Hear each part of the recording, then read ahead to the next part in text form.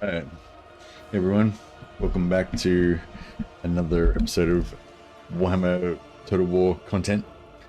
So, starting again. Sigma's will. So a lot of times, I don't know, you kind of lose momentum a little bit when you don't play a campaign for a few days, or I do anyway.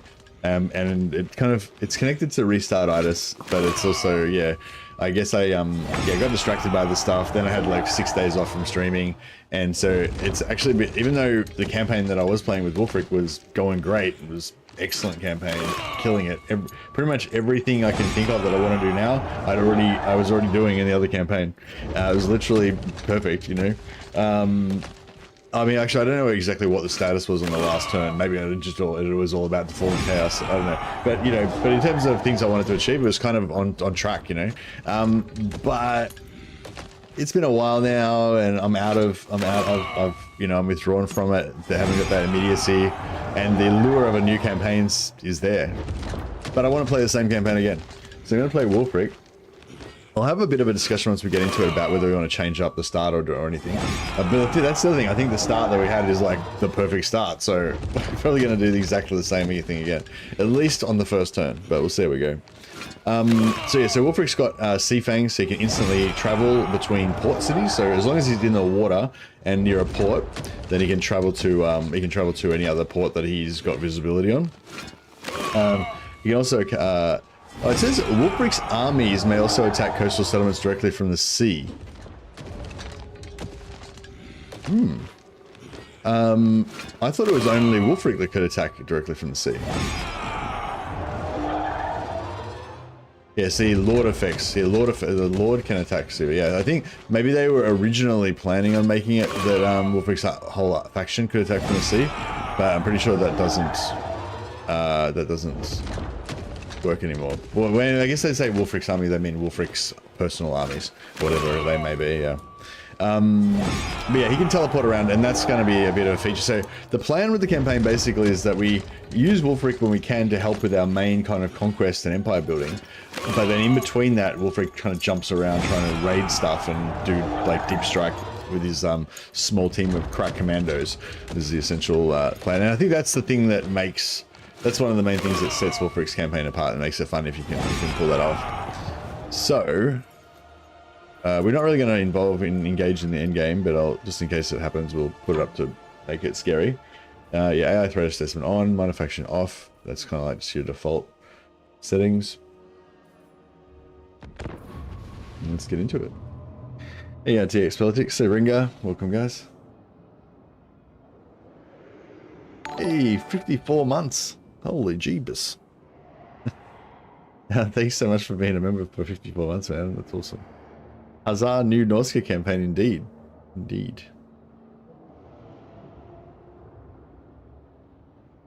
Pop you on the roll of glory.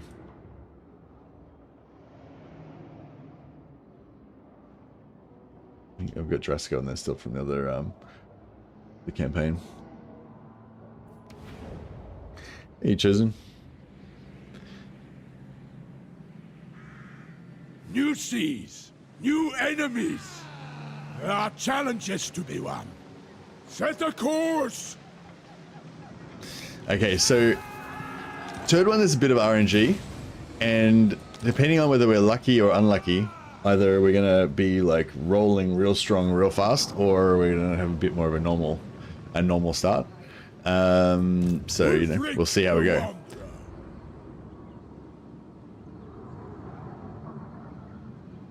Norskans are sailors at heart.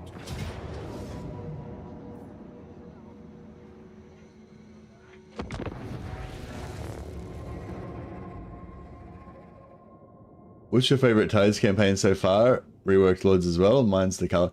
I don't know actually, Camille. That's a really hard question to answer because yeah, I think Dakala is really cool. I really like Dakala.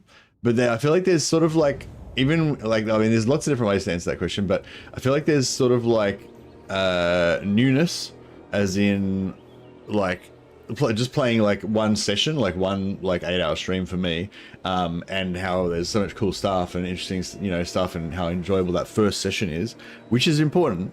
And then there's the idea of a long campaign where you like things unfold and you're building up to stuff and you know that kind of thing.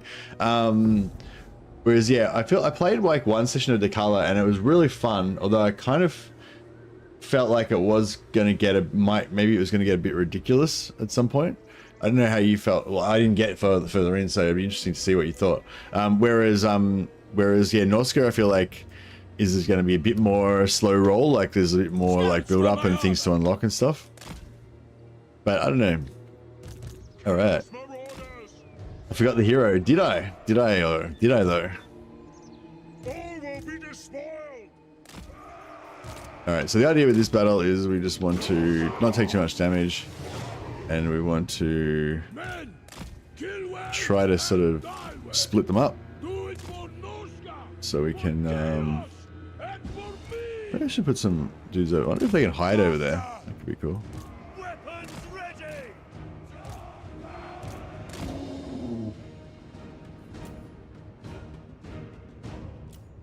Wulfrik the Wanderer. I could probably boat. I could boat really good through this front lot, but I kind of want to boat the back. I think. I'll take heads.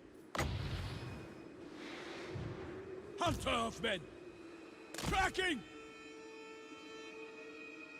Quickly now.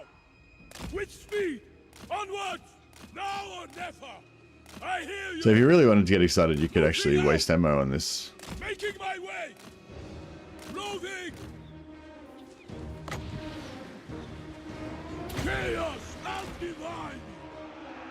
Maneuvering into position. Waste no time. Quickly now. Onward. They just basically wrecked both of those units pretty much. Making my way.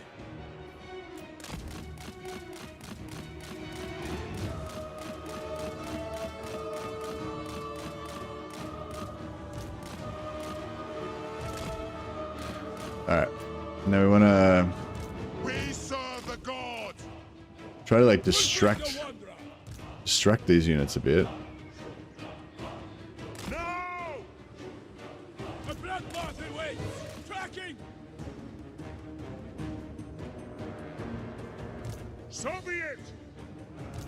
Where's the enemy? So that they all kind of come in at different times. Would be the plan. Prepare to ruin. Roving. Yes. Get them. Are these guys invisible? Yeah, they're invisible. Sweet. Into position. Charge. Killer of champions. Quick. Ah! Yes, Lord. I'm not sure if I can boat these guys effectively. Ready to murder. Maybe. Chaos and power. No, I think we missed. Oh no, we landed it pretty good. Onward.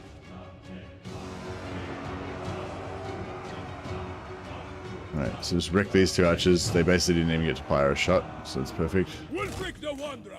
Quickly now. Alright. Bring us to carnage. Waste no time.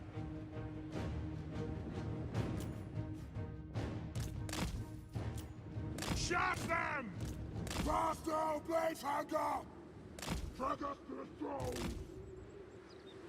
The inescapable one. Command us. Lead us to mortal. And yeah, pull these guys down here. As you say, get them! Violence for chaos! Go! Bring us to carnage! Don't lose any of our horsies. The dark god command me! Get them! Don't let this guy charge us, because he'll one-shot my cav. For all the champions! They fall! Kill them! We want their eyes! Sanctity in blood! I am inescapable! Unstoppable! Champion Marauders! Yeah, I could have voted him, but Sanctity in blood! look at Wulfrik's just rampaging. Keep it up! Alright, nice. And yeah, just kind of dismantle. Oh no! Kill one of my horses.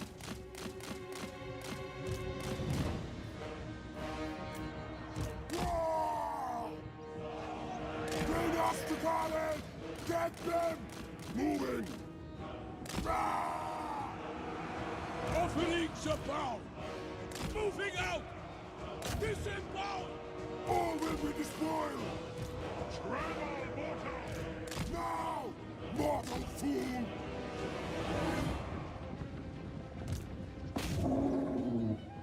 Wulfrik the Wanderer! Command us! Close to the shade! Charge! Go! On your way! Faster, base hunter! Where's the enemy?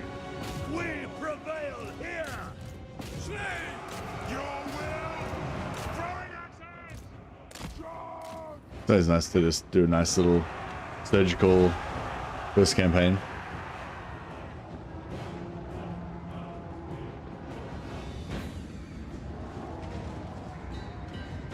You reckon Malachi's campaign will be pretty hard now?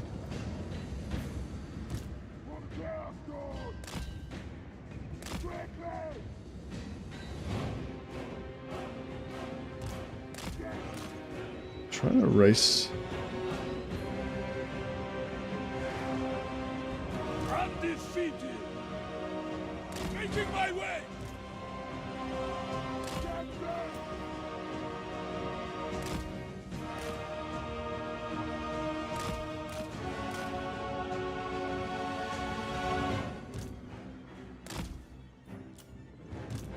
Now! It is a good day! Maneuvering! Very well! Tracking! Chaos comes!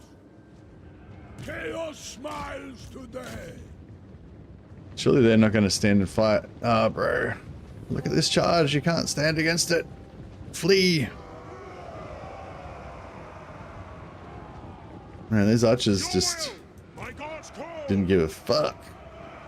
I was hoping that they were going to rout so that we wouldn't have to fight them. Alright, there we go. Yeah, so it's nice to do a nice little, like, kind of... Yeah, it's a lot of fucking around. Probably didn't really need to try that hard, but, you know. It's good fun. Didn't even use that second boat. Hey, Fade. So Castigan and Castalton's definitely a bit harder now with Throg, souped up Throg. So these guys get some XP and we get extra gold from killing this guy.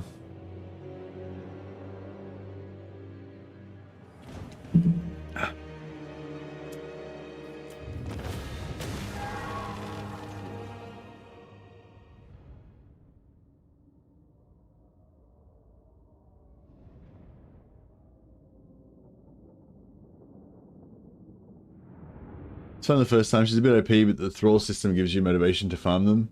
You also do a migrate Dakala campaign more easily because of the cults. Yeah, nice.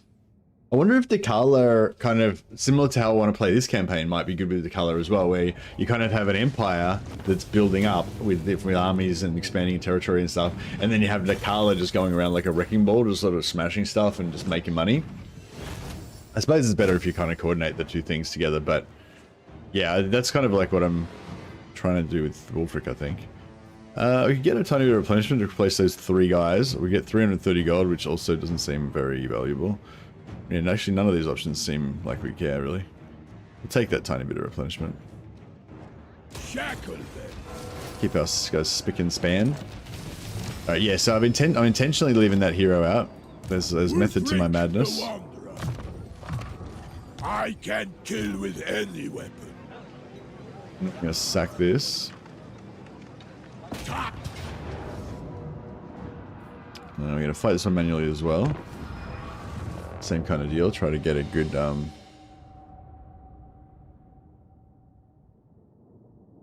I've seen my campaigns lately, and normally I binge them, but I think some campaigns are better to play in smaller multiple sessions.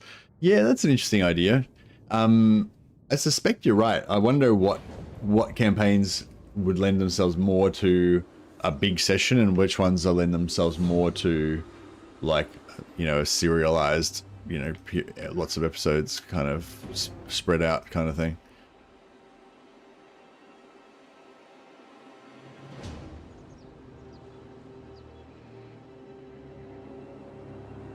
I don't know, and I think so. With some campaigns, there's sort of like phases to the campaign as well.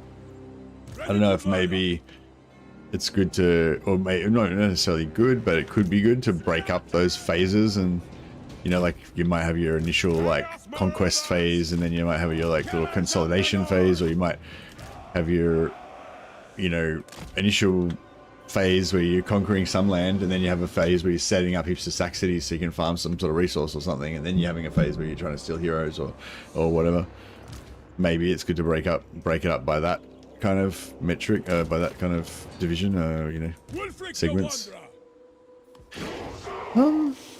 So I wanted to start off with a good boating.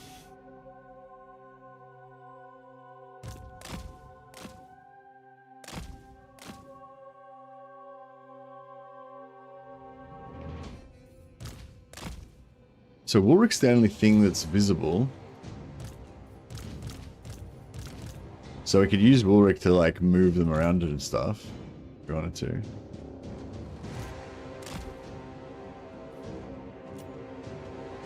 This is gonna be a turn one Skeggy Confed campaign. It is. But it's RNG because you don't know whether. I wanted to. I want to boat the. I want to boat the archers so we can make sure that they are taken out. Wulfrik the Wanderer. Just gonna wait till they shoot so I make sure I dodge most of their arrows. Maneuvering with speed. No delays. Chaos and power. Tracking. Loading. Now. Oh, that was a good boat. Making my way. Got boated. They got boated real good. Onward. So yeah, I'm thinking we Wulfrik the Wanderer. if we pull them in here, and then we kind of pull them around there, then we might get a nice little blob there.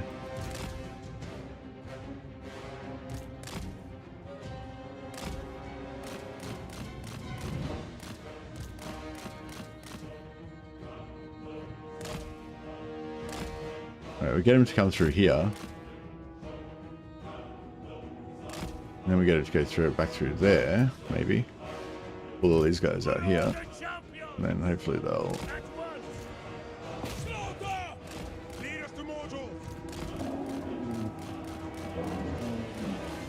Yeah, actually, that's not going to work. Waste no time. I am undeniable. For the Chaos God. Wulfrik the Wanderer. Yes, chieftain.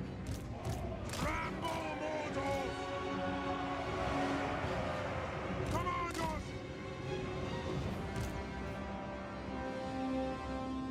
Where's the enemy? Throw those axes! Blow them! Ah. So many horses being lost.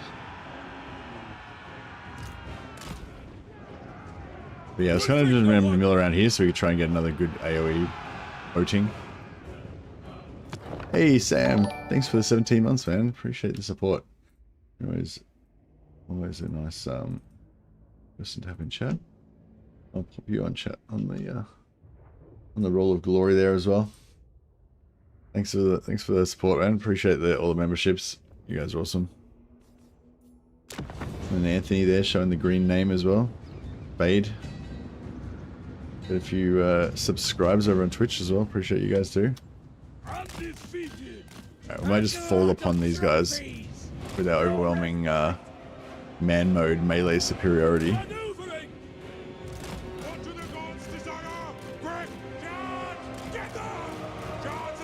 Yeah, so the Wulfrik can't get replenishment. I don't think we get replenishment out of this battle anyway, because it's a sack.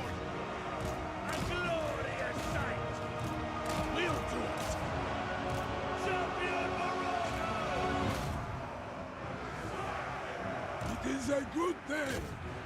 But yeah, if Wulfrik was here, we would terror out these guys straight away.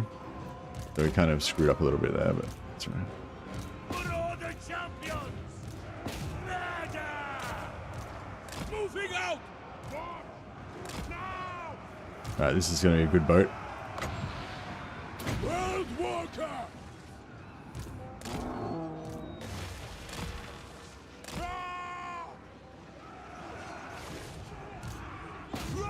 Trying to throw one axe into this just to get these guys to... There we go, they're broken. Yeah. Bring us to carnage! Into position! Champion Marauders! A glut of trophies! That's what the Masters did! All will be despoiled! Faster! We'll just dilute those guys a little bit. Sanctity in blood! Marauder Berserkers! No!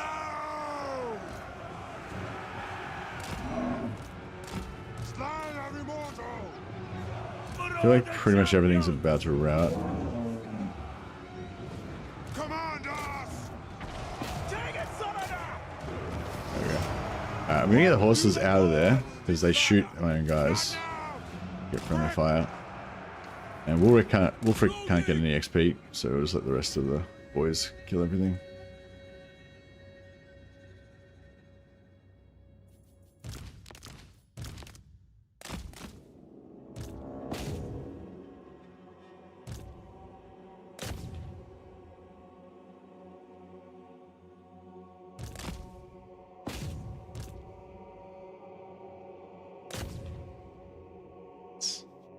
Twitch still says I'm playing Bannerlord. Oh, okay, thanks, Sam. Oh, yeah, it does too.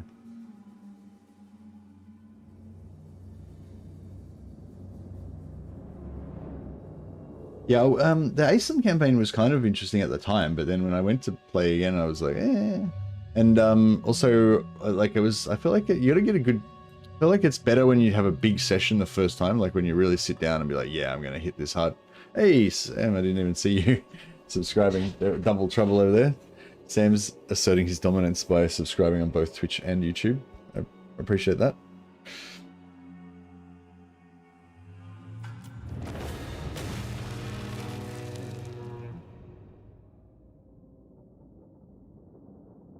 But yes, Vinicius.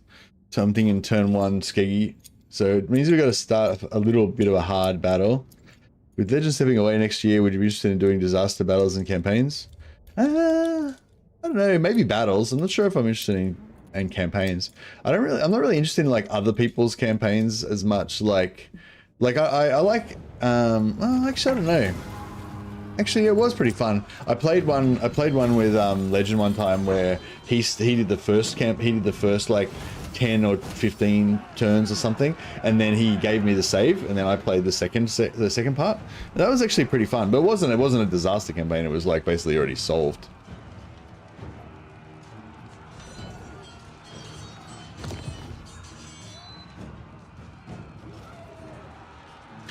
MOC, if you send your wizard to Monument of the Fallen Gods, you can take Hexawattle on turn 2. Undefended. Yeah, that's nice. But yeah, I like to get the Confederation on turn 1 though. Don't you think the Confederation on turn 1's better? Okay, so we could occupy this, but we're just going to sack it instead. Follow it out. Leave nothing. Because yeah, I think 1, 2, 3. Yeah, because I think this way you get it. I think this way you get it on turn 3 anyway. Or maybe it's turn 4, turn 3 or 4 anyway. But more importantly, like Hexawaddle's not even that important compared to Skeggy. Skeggy is like what you want, what you need. Skeggy's the shit. But yeah, if you wanna play with them as friends and allies, I get that. That's cool. I think I'm just gonna go the same thing with Tech Tree. I just like going for the movement range, especially on Wulfrik.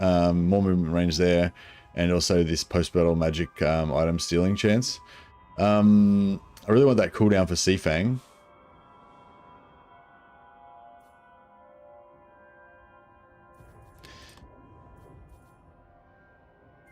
But I don't really want... I don't really want any of this stuff.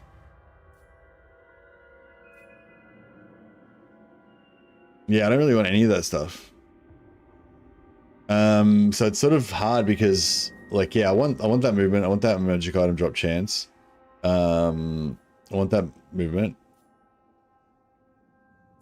That one's whatever. That's okay, I guess.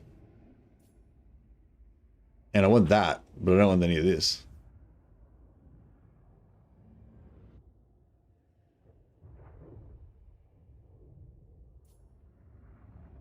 Yeah, the Skeggy is such a powerful boost because of the Bearman, yeah. But it's RNG though, so you either get Bearman boom straight away on turn 1, or turn 1, or you get Bearman, you know, on turn like 5 or some shit, which is like a totally different scenario essentially. My challenge, undeniable. I don't know if I want the replenishment first or I want the extra combat skills. I'm gonna go a bit of replenishment first. I can kill with any weapon. Now we want to go over here I know where. with our wizard so we can get vision on here. So yeah, so Seti was saying you can go this way and get vision on this settlement, and then teleport over here and take this. Is that what you were saying? Wait up. If you send your wizard to Monument of the Fallen Gods. Wait, where the fuck's Monument of the Fallen Gods? Oh, actually, I don't know what I'm talking about. I don't even know I'm not sure what you're talking about, sorry, Senti. That's Port Reaver.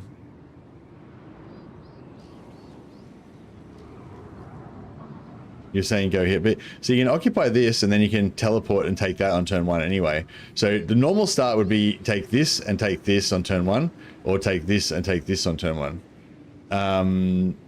So yeah, so if you occupy this, it gives you vision on that, and then you can just move Wulfrik back out, teleport over here, and then take that on turn 1 as well. Although it might be a bit of a tough fight because I think they're starting armies in there, I think. But if you go this way and you get the Confederation, then you don't get this, but you get this and this, so you still get 2 settlements, but they're tier 2 settlements, or at least one of them is tier 2, and potentially get an already built landmark there, which is pretty beast. So that's what we are going for. However, it's RNG whether you get the landmark or not. It's like, I think it's 50-50. Point the way. So we just need vision on this settlement. I'll be there. Just hitting I'm just got in slow mode, I'm just hitting backspace, so I don't waste any excess movement. Looks like it's gonna make me, there we go. Alright, and then put him back, put him back over here.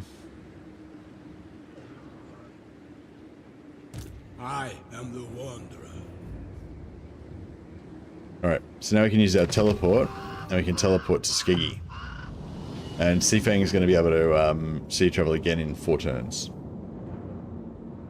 What I can't figure out is how Skeggy has 3 building slots at turn 2, tier 2. Yeah, it's just a thing they do with some of the factions, I think, to boost them up, make them stronger. That's not the only one, there's a few.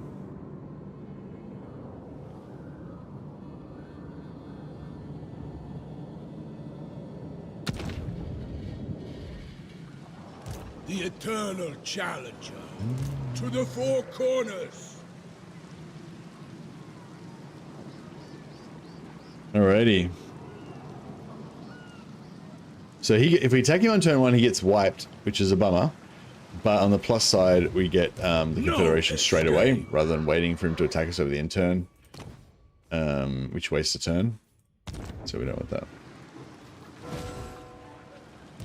World Walker. Masters, yes. Can we sell this war actually? The gods might compel me to kill, but I do it freely. No. Yeah, the only thing is if I don't get the landmark. So what we're talking about is in here there's this landmark. It's a tier 3 landmark apparently. It gives you +4 recruit rank to all units, +2 local recruitment capacity. So instead of recruiting like 2 or 3 units, we're recruiting like 5 units per turn. It also gives you the recruitment. It gives you the option to, what?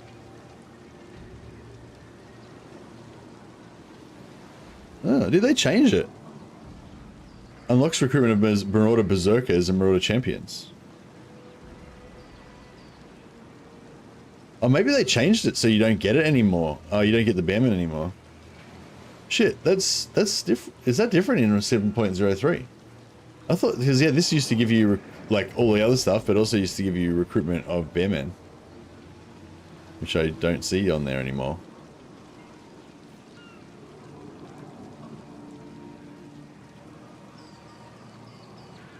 Oh, oh no, tier 2 gives you recruitment of Bearmen.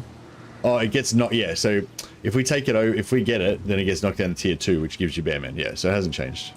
The correct. Oh, so we can actually auto-resolve this. That's actually pretty good. Because that battle's actually pretty tough.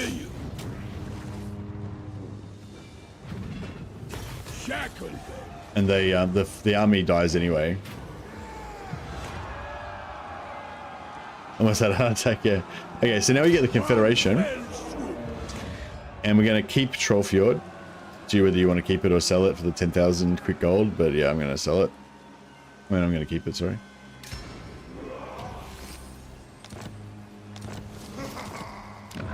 And we did not get it. So yeah, so that's like, I don't know, I'm tempted to just like start again because like you can save it before you fight that battle and then save scum by like recruiting another lord somewhere else and stuff. I think there's might be a couple other ways of changing the seed as well. But yeah, it's just sort of RNG because they've got an extra building slot in their tier 2 settlement to start off with. But yeah, so if we were just luckier and we got the Bearmen instead of that, then it would be, yeah, much better. I don't know, I feel like it's worth restarting to it, even though that took like half an hour.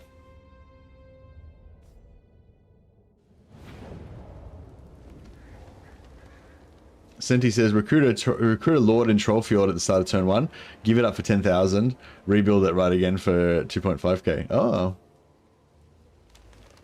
Okay, that's not a bad idea, actually. Thanks, Senti. I'll put that on my list of good ideas. I like it. I approve of this message.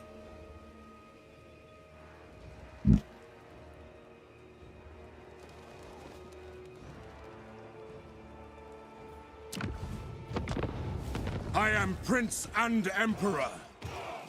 Yeah, so this is the problem. Like, so when we were doing the sciencing the other day of the you know, the perfect start for Wulfrik,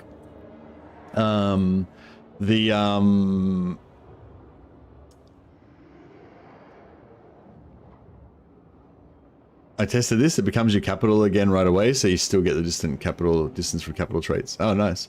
The only problem is that you can't recruit, because like the way I do it, you can recruit straight away with your other lord. So if you do that, it's cool. It's kind of clever, but then we won't be able to recruit, which I don't know if that's gonna maybe screw me up. Enemies. There are challenges to be won. Set a course. Did you say something? I know where. I'll be there. Yes, going. I go. Alright, so just get that. Making my way. Get that discovered straight away. Sars make the best longships. Wish I could get that on turn 1. I mean, I could, but then I would be slightly further away over here, and I'm not sure if it'd be worth it. And we'd get messed up by the army as well. Chase them down. But yeah, see if you, yes, that's the thing. I mean, obviously you can cheat and save scum and stuff, which, you know, no judgment from me. But yeah, if you want to have, like, I like to play an Iron Man because it makes it feel a little bit more, I don't know, better somehow for me, a bit more exciting.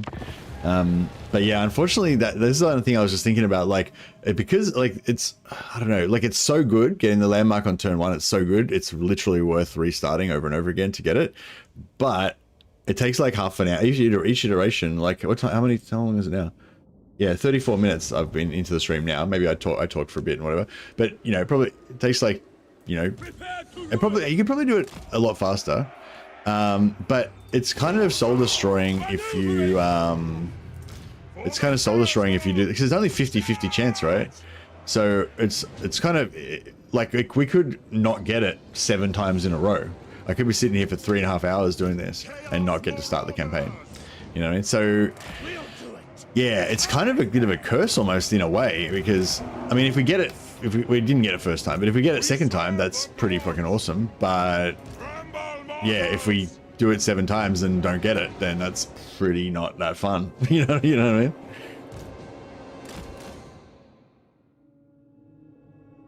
So yeah, I don't know. I don't know.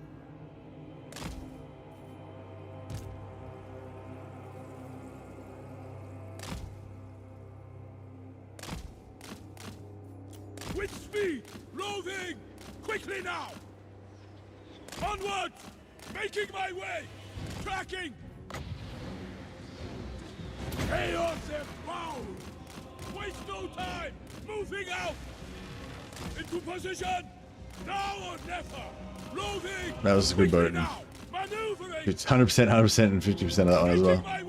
Both of them routed straight away. Glorious.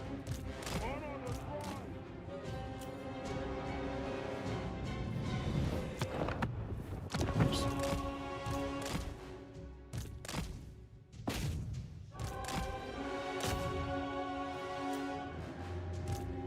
Yes, chieftain! Where's the enemy? Wulfrik the Wanderer! Where's the enemy? Come on, route, you fox. As if they didn't route, as if they didn't...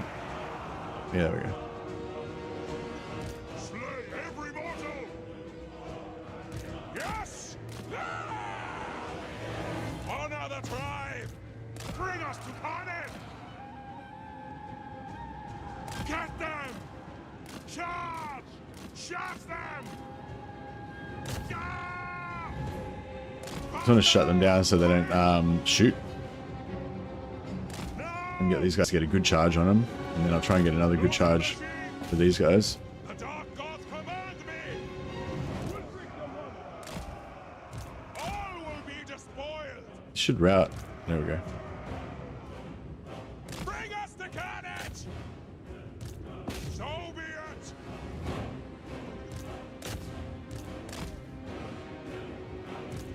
Quick! Charge them! Move on them! I'm gonna get really, really good at this battle by the end of it. Throw your axes!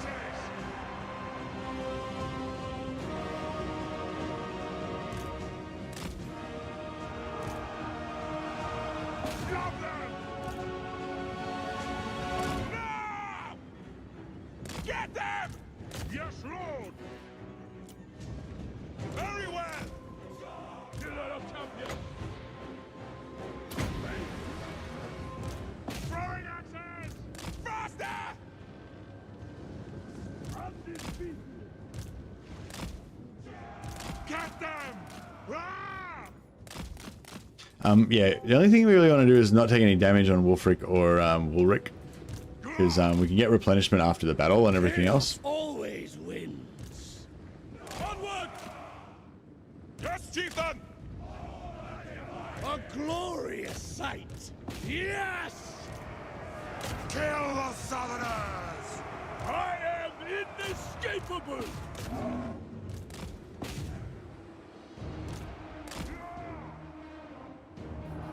These guys will break pretty much instantly. Yeah, there you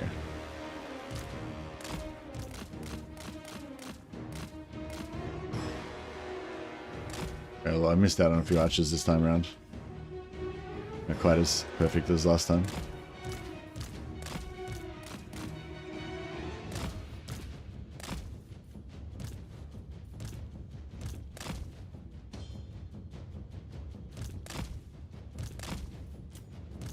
Drag us to the sword!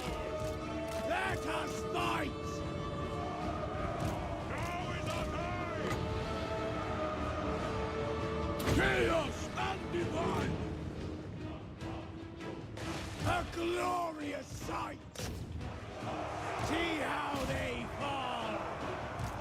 Let them just kite him away for a bit. What do the gods desire?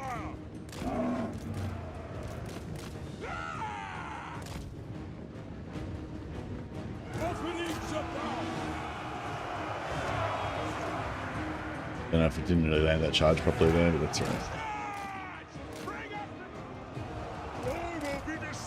Alright, get these guys to brace up to receive the charge so they stop moving. Just so we got a bit more time to deal with this.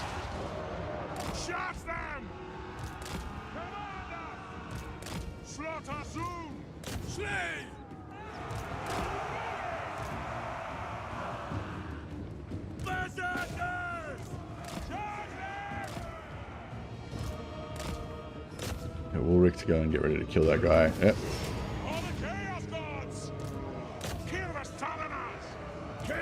Just want to make sure he dies before he gets off the field, so he doesn't run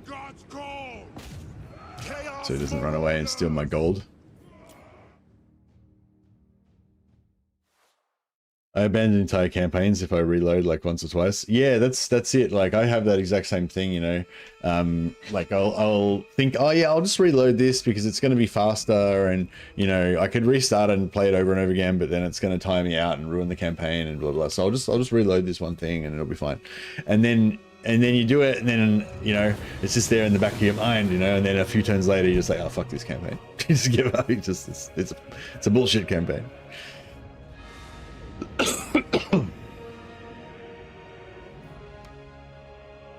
Yeah, I'm pretty interested in this idea of the already Ascenti of abandoning and then stealing it back again.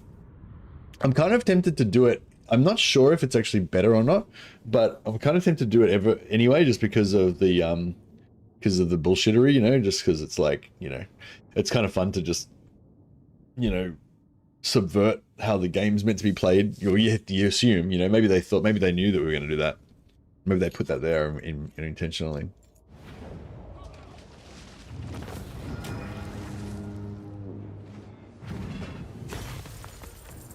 But yeah, I think we will do that. In honor of Senti, we'll call it the Senti variation.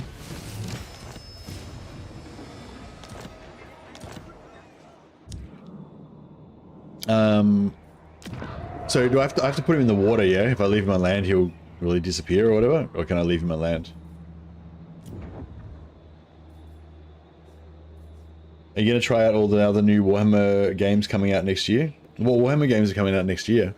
I know about Dawn of War 4 coming out sometime. I'm not sure exactly when. And there's also Warhammer Total War 40k. He'll just stand in the ruin? Oh, I can just stand in the ruin? Okay, cool.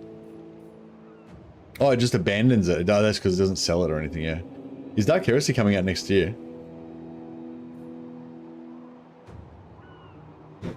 I'm gonna respec this guy out probably anyway, so... What's the Endless? That's the...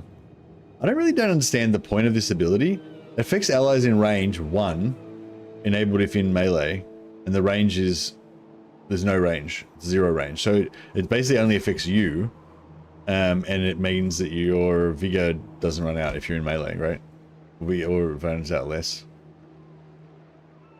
So it just means that you have perfect vigor unless you get silenced and your abilities get turned off, I guess. And it just seems like a weird, unnecessary... Like, why not just say you get perfect vigor? Or, yeah, I don't know, I guess... Yeah, I don't know, I guess it's cool. It's kind of thematic or whatever.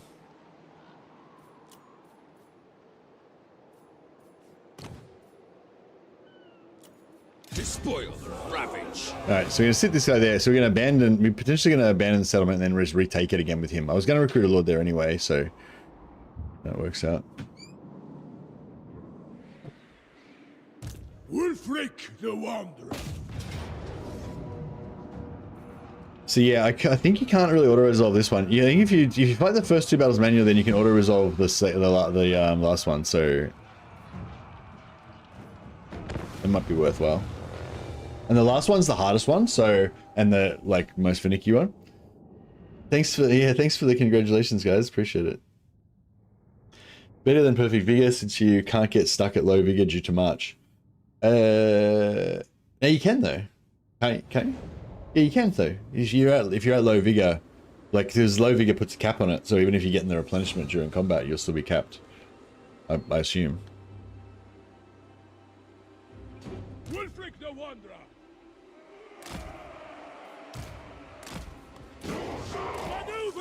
Maneuvering. I might actually boat the normal guys this time because Hack them limb from limb and leave no survivors. Send Dashan.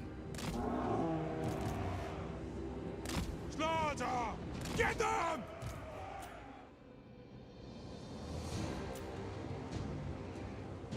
Gods be pleased. yeah, because if we boat that, we'll just decimate everything. And this doesn't do enough. Maybe it does. Pillar of champions.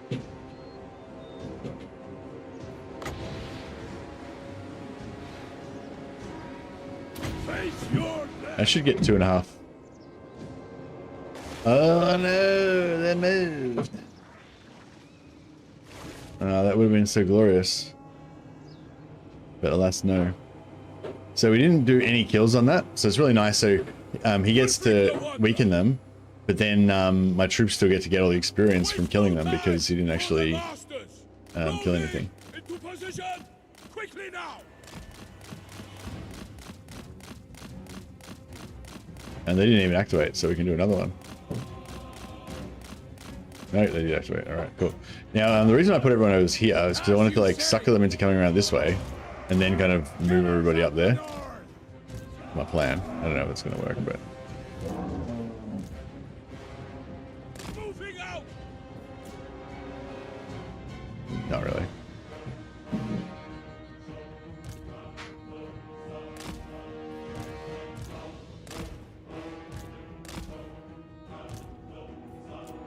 Scouts for my arm. What do the gods desire? Guards up! Ready to fight!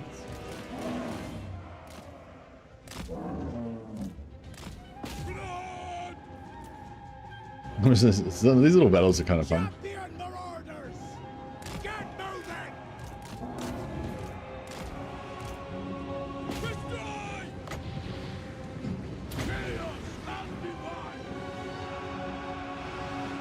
Slaughterers of the weak! Let us fight!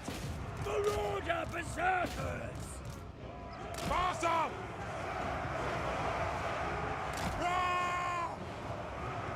Come on, I should route. Throw those axes! Don't want to take any damage on Wulfrik. A bit of a recharge. There we go. Guard! Drag us to the zones! Take it, Southerner! Ah! Take it, Southerner! This good should break. All the Chaos Gods! All right, let's get a big wide front going on.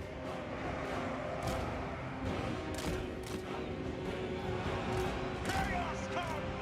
Flanking! Now or never! Slaughterers of the weak! Marauder berserkers! Let us fight! We want their eyes! Go! Slaughterers of the weak! For chaos! Yes, Lord! They will succumb! We could over them. We could use another boating. So yeah, take a bit of damage on these guys. They can kind of replenish up a bit. Yes, chieftain! Undefeated! Trying to get a bit of a boating through there. Wulfrik the Wanderer! Oh, they might hit my own guys, but no, that's right. We serve the gods! Reincarnate! Wulfrik the Wanderer! A little bit of damage there. Might pull those guys out. Ah, that's right. Yes! My gods call! Hey, Buscanari. How do you order the Marauder Horsemen to charge like that instead of using their ranged weapons? Oh, it's you hold down Alt, and you see how normally it's got the target, then you hold down Alt and you got the sword. Yeah, hold down Alt and Alt click, Alt right click.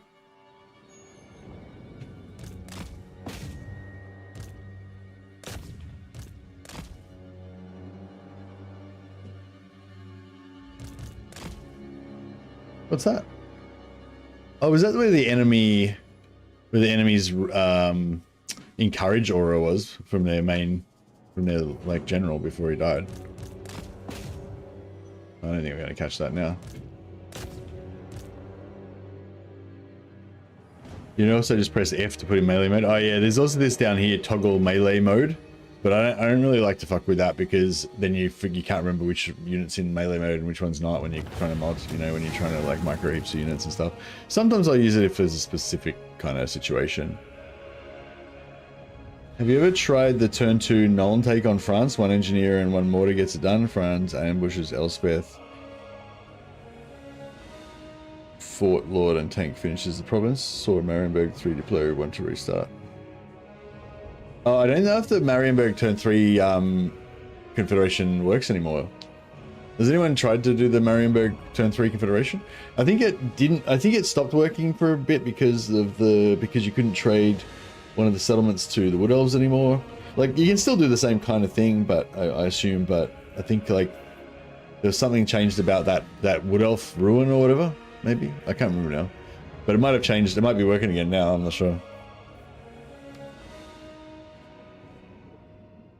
No, I've never done the turn 2 Nolan take because I don't. I tend to play Franz as a like, you know, like I try to keep all the minor factions alive except for Marienburg. I mean, I still try to keep Marienburg alive as well, but I don't mind abusing them a bit. I usually go to war with Marienburg, but then I make peace with them again. I feel like that's kind of law friendly. But I don't try to wipe them out though. But if they do get wiped out, I don't mind as much as I do if the other ones do. The other elector counts are my bros. Alright, so we sack it. Follow it out. Leave nothing. Fuck, that sea treasure there is so I don't like getting to Marienburg early because I get diplomatically visible to Bellicor, too many powerful enemies. Yeah, yeah, I don't know. I don't mind that. But yeah, for me, it's like, it's just timing. Like, yeah, I become visible to Bellicor, but it's going to be a while before he organizes himself to come over and do anything about it, you know? So I'm usually moving pretty fast. So I'm like, you know, hit Marienburg, take that on like turn 4 or something, I guess. Then like trade Marienburg to... do I trade Marienburg back to Marienburg again? I think I trade it back to Marienburg again, maybe.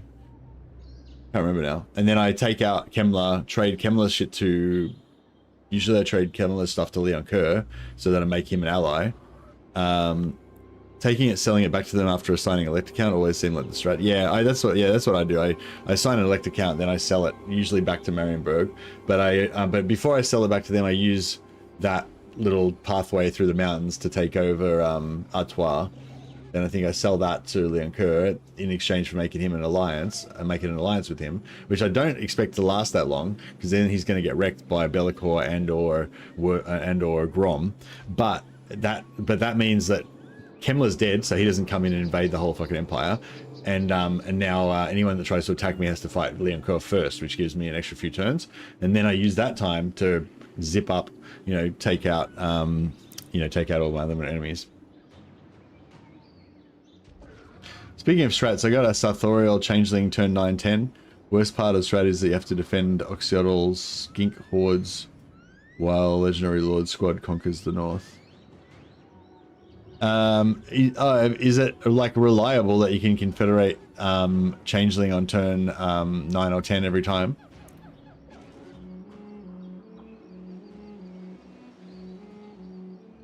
Okay, anyway, sorry, I should have sorry, we got to do these iterations fast because, you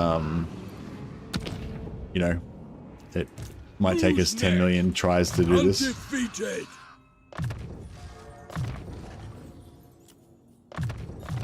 Another reward from chaos. So yeah, so we're trying to get that. So I could save it now, and then we could have like, yeah, I could save it now and then we can save scum it and like recruit Lord, don't recruit Lord, you know, mix up a bit. Victory through chaos. I might just save it just to show you guys, but yeah, but I'm not actually going to save scum it because of aforementioned ruining out the purity. They can run, without doubt. So yeah, normally I would Not fight a this, chance. but just because I know there's a 50-50 chance I'm going to abandon this campaign anyway, I'm just going to auto-resolve it. Carrying it out. Put them to work.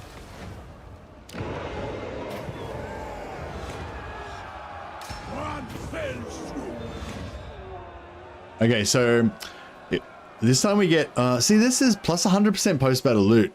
So that's the thing, like, I feel like the 5 turns of 100% post-battle loot is actually worth more than the 10,000 gold, or at least about the same. And the plus 50 growth all provinces is pretty kind of nice as well. 500, get an extra 500 spoils is okay too.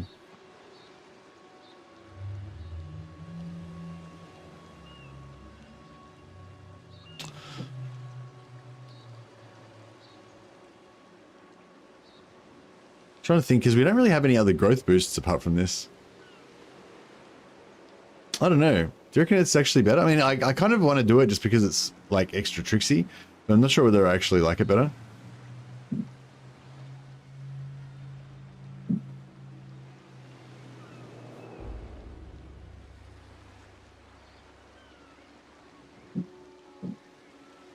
We noticed the AI faction is not recruiting their legendary lords. No, I haven't noticed it.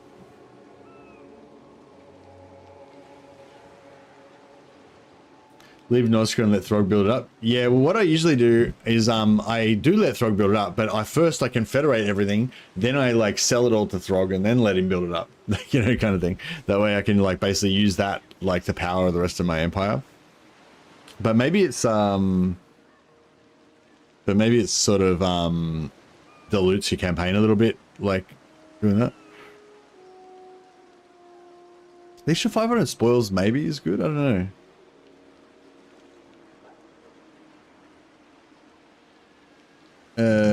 So yes, it is reliable. You need to get either Flensburg or Needling and get 2 melee lords. Changelings usually near Sterling's capital, so you can dawn a war aim to Russian military alliance.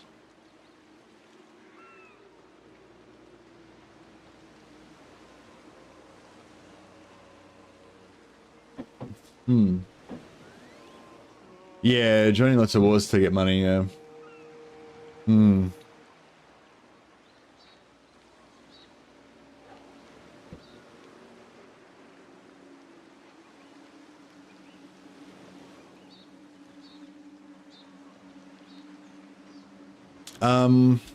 But yeah, I mean, I want to play a Kairos campaign where I can federate Changeling early and then play as the Emperor of the Empire.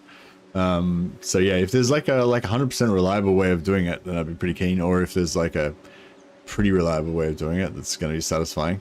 I don't like the region trading way that I did it. I think I got in by turn 15 or something like that, but I had to region trade a lot and it fucked up all the diplomacy around the Empire. So I'd rather like not do that method. Anyway, all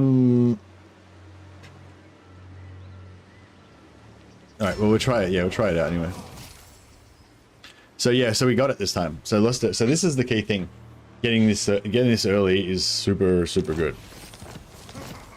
So that was actually pretty good. We only had to restart twice, so I guess that's all right.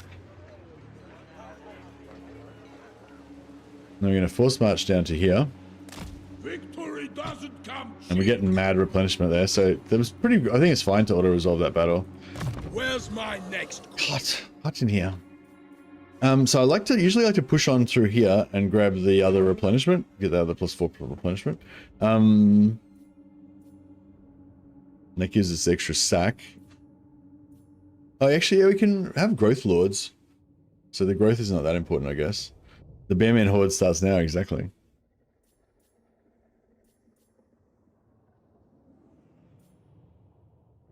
Yeah, I might just go a bit of red line for our Bearmen. Alright, and then we're going to recruit a new lord here. We can start pumping out Bearmen.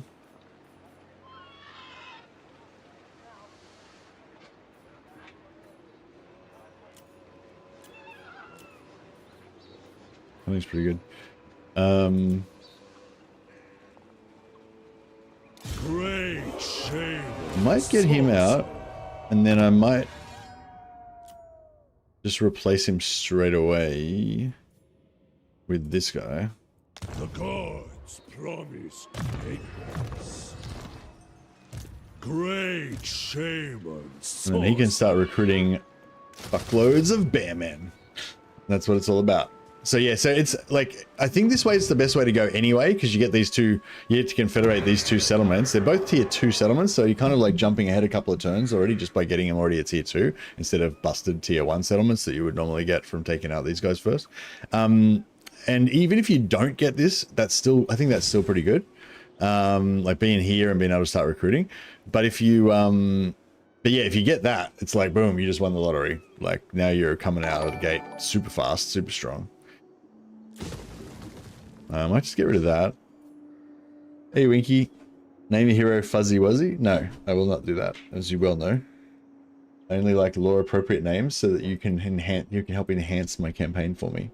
Make it more enjoyable. I don't like silly names. Silly names that are going to make my campaign less cool. How dare you? I'm offended. Thought you'd never ask. Fuzzy Buzzy was a bear, though. Oh, that's fair. That's fair. We can call him Fuzen Wuzrah or something like that. That's the best we can. Barry McBareface. Yeah, no, we're not doing any of that. Any of that nonsense.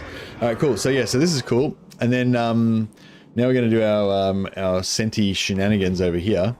So we sold this for 10,000 gold, but then we just take it back again. Huzzah! For only 2.5k. The only problem is now we can't recruit here, which kind of sucks, right? Tribe. Okay.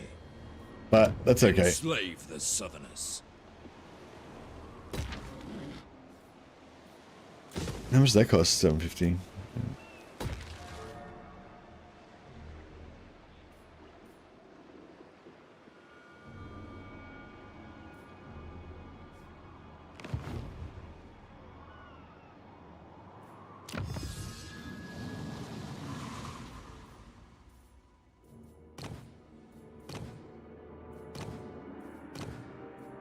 And we'll go for the campaign movement range. Fuel the war machine. I don't know, actually. I'm torn. So if we go there, 16 turns, assuming we don't get much technology boost, and we get 10% campaign movement range, and we get post battle loot and magic item drop chance, which are all pretty good stuff. Here we get basically nothing until for 17 turns, but then at the end we get minus 2 turns cooldown for Wulfrik, which is pretty awesome.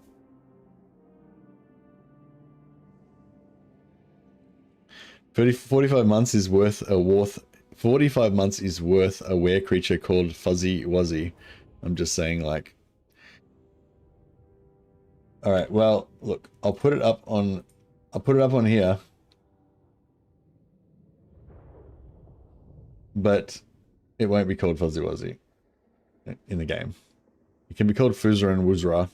That's the best I can do. Tools of war.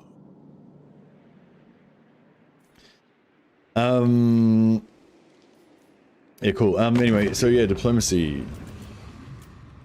So yeah, I think the only thing is, I think this is going to completely fuck up my whole Norska,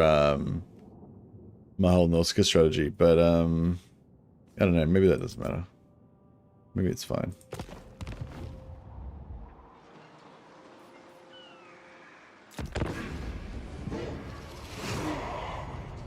Leisure now.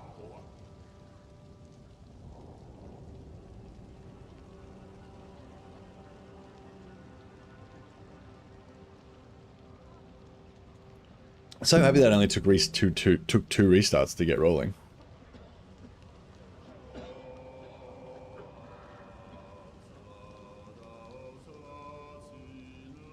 Shut up, Winky.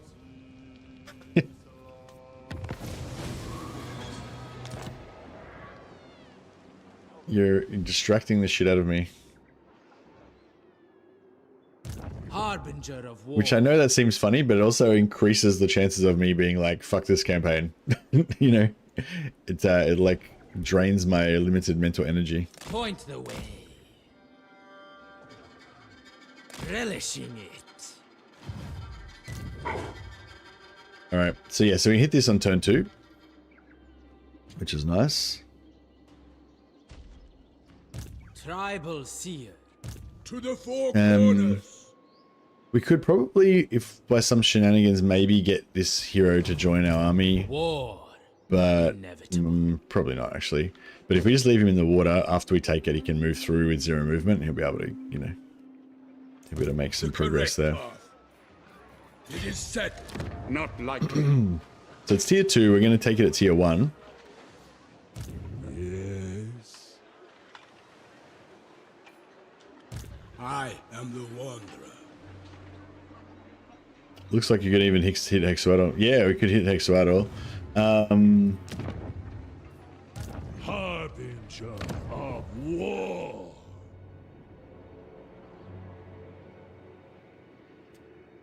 Should we take Hexuador?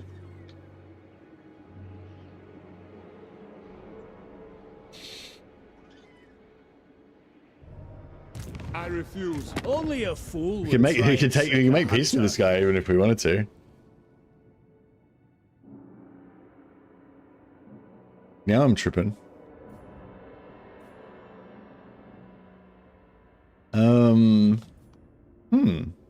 Yeah, maybe we should just take Hexuador.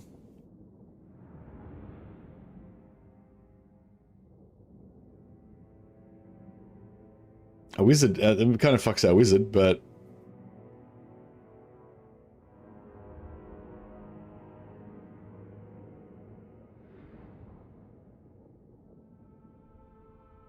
I wonder if,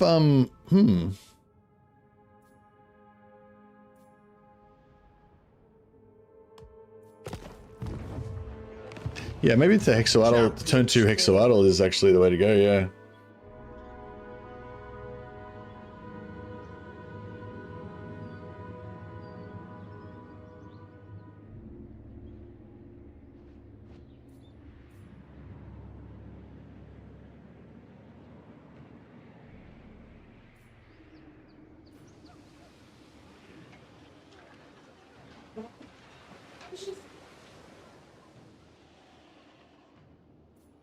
Oh, he's up here in Fallen Gates.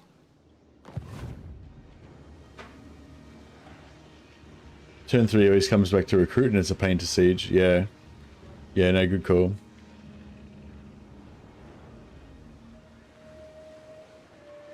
Where's my next quarry?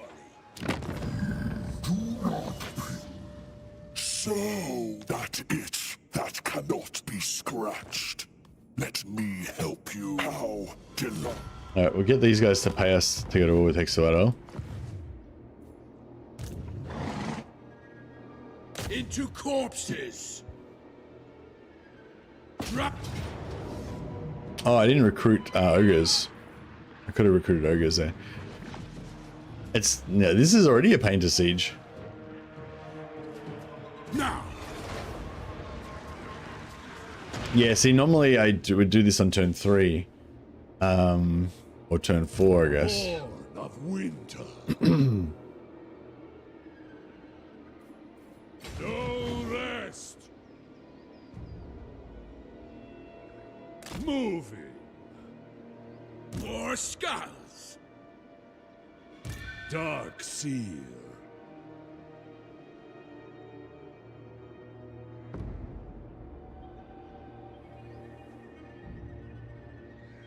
Wind wielder.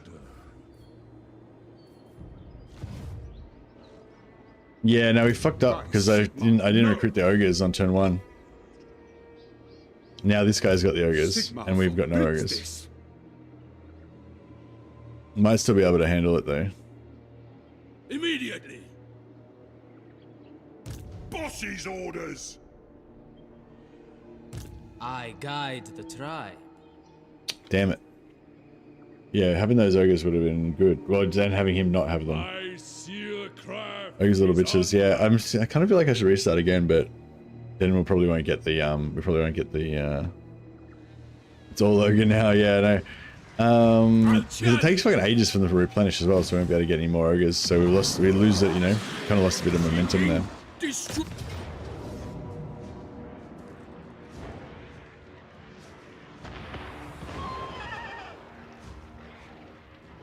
Yeah, it's a pretty fucking rough fight.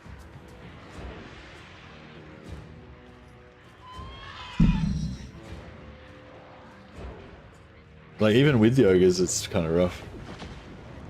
Even with the ogres and another lot of recruitment, it's still kind of rough.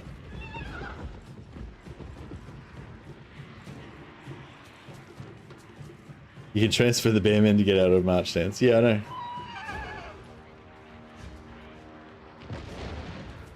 Masters, yes! The voices speak and call for war.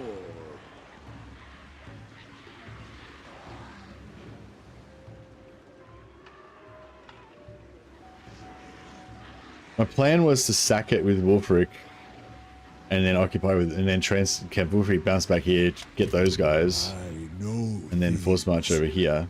But yeah, it's probably a bit unnecessary, I guess.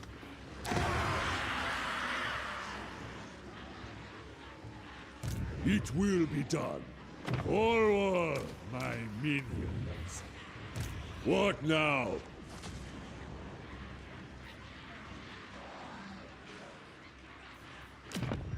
We switch him out again.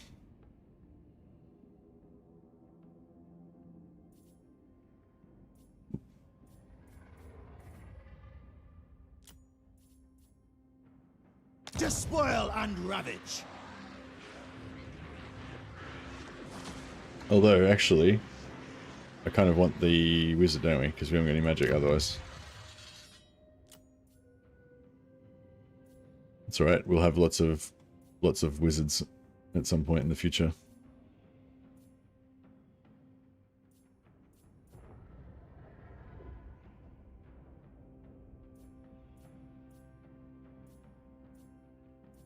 Yeah, and then Hexor, and then what's his name can come back and attack us again next turn, right? Or can he not make it back in one turn?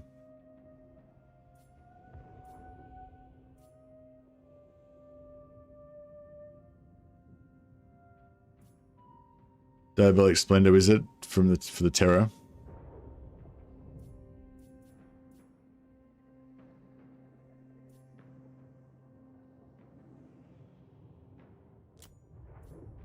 Much is expected of me. My pacts have opened. Pyrrhic Victory with a new mage.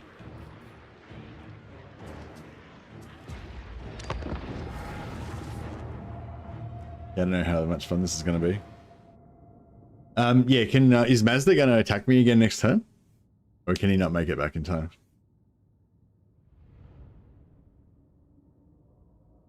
Terror and Icon Endless gives vigor to troops is neat for blobs. The Icon doesn't give it to the troops, so it only gives it to him, doesn't it? It's got no range on it, I thought.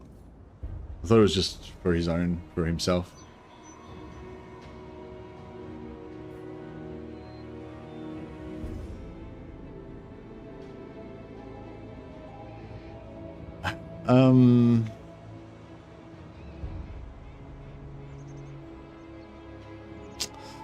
Yeah, I guess I'll do the old Trixie thing.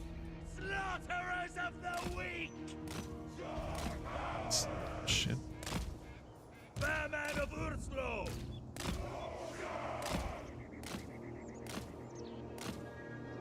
Killers of the North!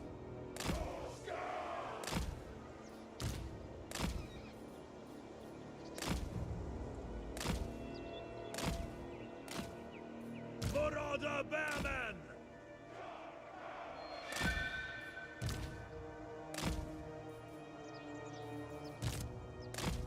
Slaughterers of the weak!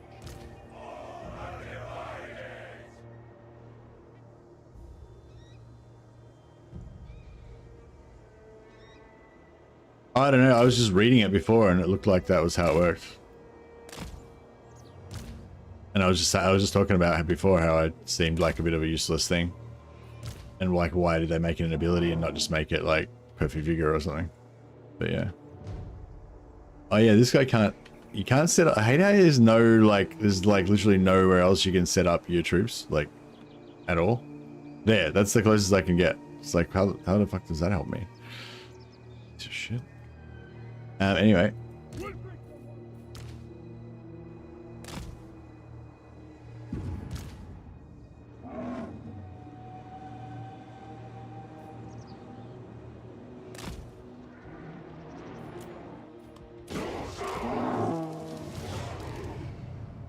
They stand trembling over there with their champion, still trying to summon more help.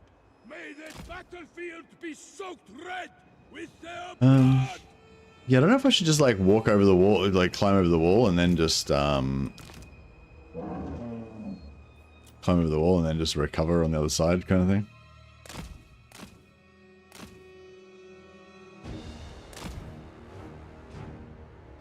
Are we going to science the research rate? There's nothing much to science really. It's like just same as it was before, but just way shitter because they nerfed it. But yeah, we can. But yeah, I was kind of thinking about going Zeech for my for the research for technology. Yeah. Hey, Mr. Logan. Yeah, no, but yes, sorry. The answer is yes. I am thinking about doing the research rate thing, but I don't know if there's much to science about it, but yeah. Must find the perfect province region. Yeah, I will. I was thinking about that. If we wanted to do the perfect province, then we should probably go to the Empire or somewhere like that where it's nice and dense. There's lots of provinces, lots of regions and provinces like stacked on top of each other and stuff.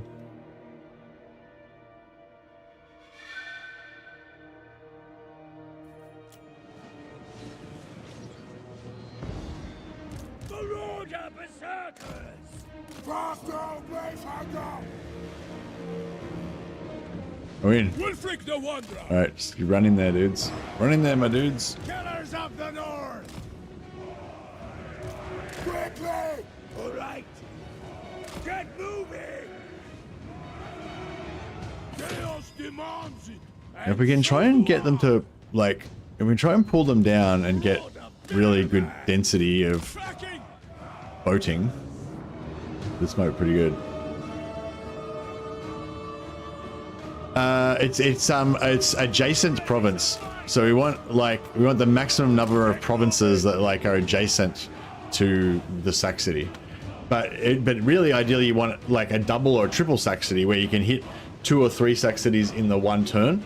You know, like, yeah, so you have like maybe have like 5 or 6 lords, have like 1 at each one, and then have 3 lords that move around so that you can like hit all of the hit 3 sack cities at once, and then have like 4 or 5 different provinces that all like are next to those sack cities, you know, something like some crazy shit like that would be like the, you know, imaginary ideal version.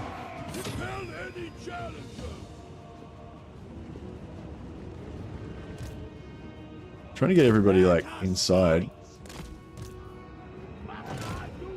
and try to like, I don't know, I just want to kind of try to pull them down and get them to blow up, but I don't know. Yeah, it doesn't blow up as much as it used to in the good old days. Oh fuck.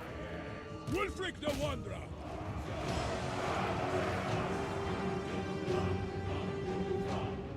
They've got our shields at the front. Oh fuck, they're gonna get fucked. They're gonna get in range of those other javelins in a second as well. Yeah, this hill is pretty bullshit. Alright, fuck, just everyone just charge up there, fuck. Don't make it too complicated.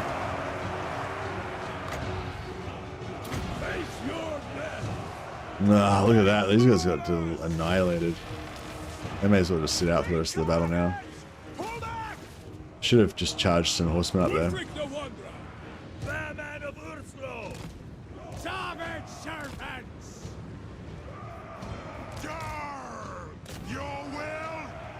Fucking, I needed my armor piercing to this dickhead as well. Chaos comes! Lead us to mortals! Marauder Bearman! Slaughterers of the weak!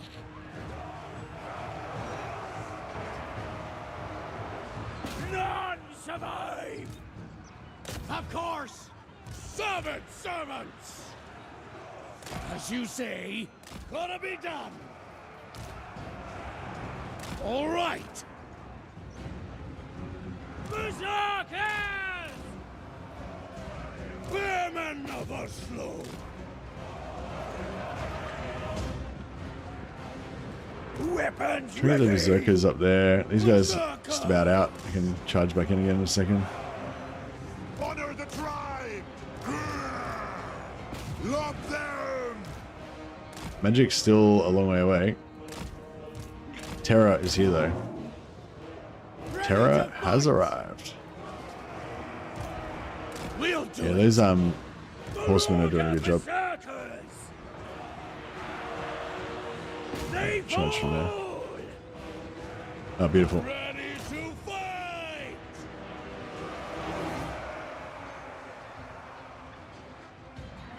All will be despoiled! For the Chaos God! Huntersmen! Yeah, I want to get away from these javelins.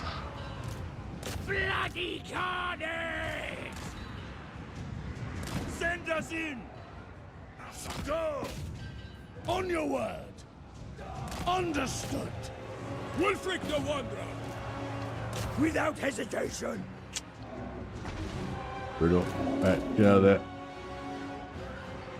Where are the other, there? Marauder Berserkers!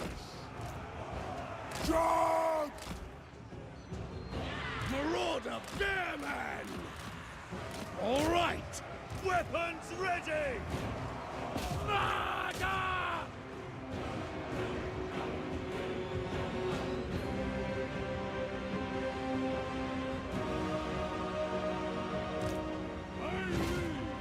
Ah, here we go. Let's get some magic happening.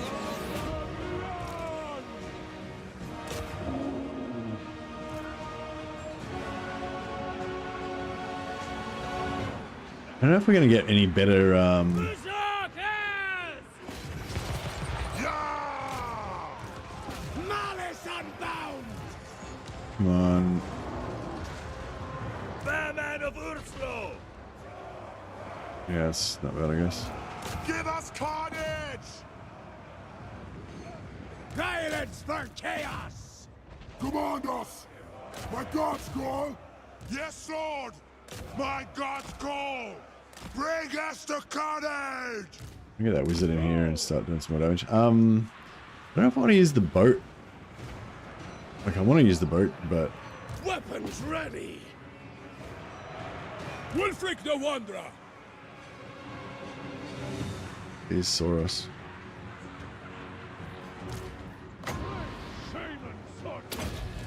Move now! For chaos, send us in! Let us fight! Marauder Berserkers! Now fucking get back in there, what are you doing? Bearmen of Urslo! Clans of the North! What's happening? Yeah. Chaos for you. smiles today! A glut of trophies! Slaughter! What? Yes! No! A glorious sight!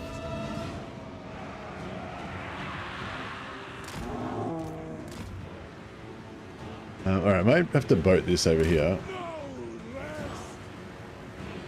Offerings abound! It's only one unit, but Chaos undivine! Take it, Summoner! quadruple boating. Did a bit of damage. Oh, I routed him, so that's right. Bloody carnage! For all the bearmen! Look! Coward! For all the bearmen! Murder! Okay, good. Get that done hopefully soon. Okay. Command us! We might get a good boating opportunity here.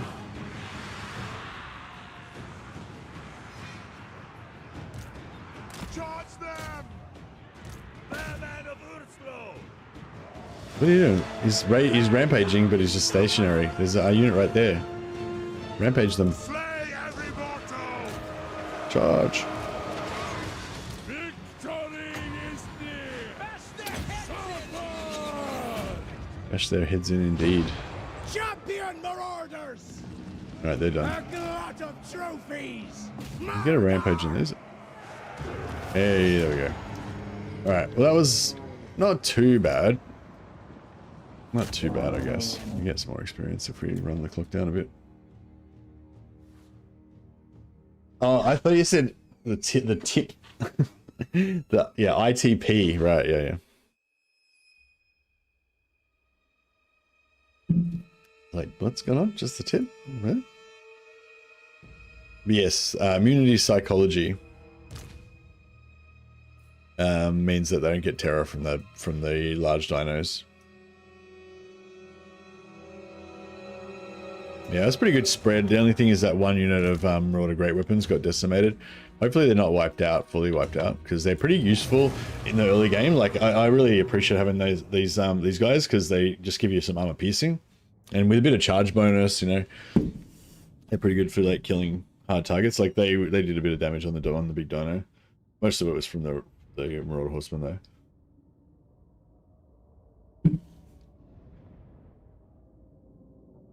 But yeah, no, I haven't noticed that, Claybones, but yeah, maybe I just haven't played enough. You playing on 7.303? So I'm playing on 7.03 beta as well, so you have to opt into this beta.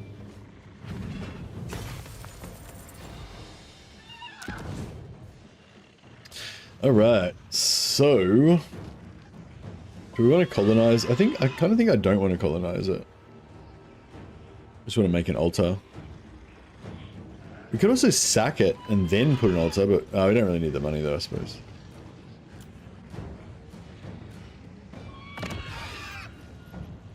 Yeah, so you can basically you can go Eagle, which gives you technology for every battle in nearby battle, or you can go for Slanesh, which gives you character experience, I believe, for every battle nearby. So I was kind of thinking that could be cool, especially like in the early game to like power train your characters. If you have like five Slanesh, what do you call it?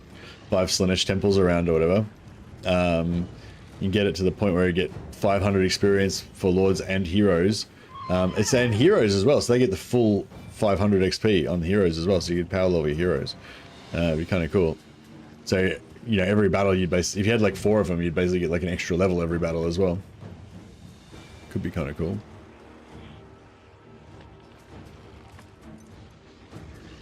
But anyway, let's go Eagle. You have chosen to pledge allegiance. The gods will be pleased. Revel in their suffering! Wulfrik the Wanderer.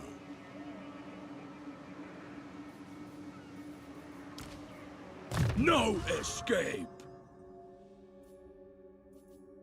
Alright, yeah, we'll go for Fearsome Warriors, get the time of the Bearmen has come. We want our Bearmen to be even stronger. Empowered! Undefeated! So yeah, he's gonna come back and attack me on the next turn, right?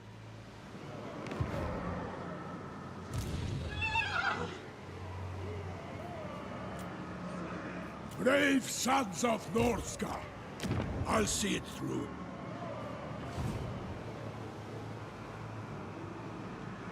See, yeah, Exotic and Siege and block replenishment. Yeah, exactly. That's what I'm saying. So I have to like. To the 4 corners. Eagle seems to be bugged. You tell me that after I choose Eagle Kora. Fucking timing, bro. Wandering. So we still get a bit of replenishment if we go outside. Who will prove their devotion? Where's my next quarter? Great shaman, sorcerer. Servant of the dark gods. No. So I could move this guy back there, so then I can recruit, but I have to make peace with these guys first. Which, yeah, I think we don't want to make peace with them, right?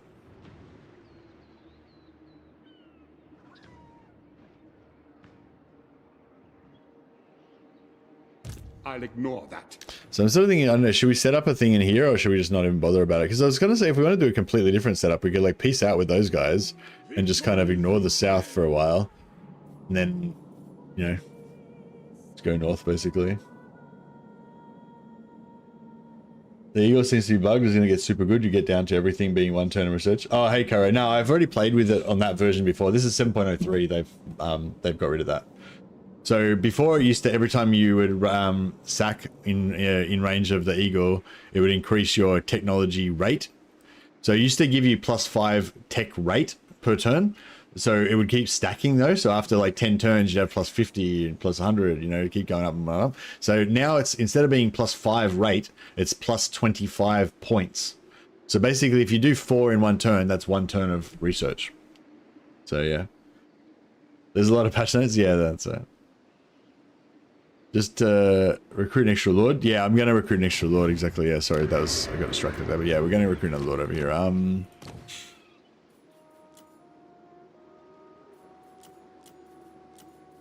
Great shame, sorcerer.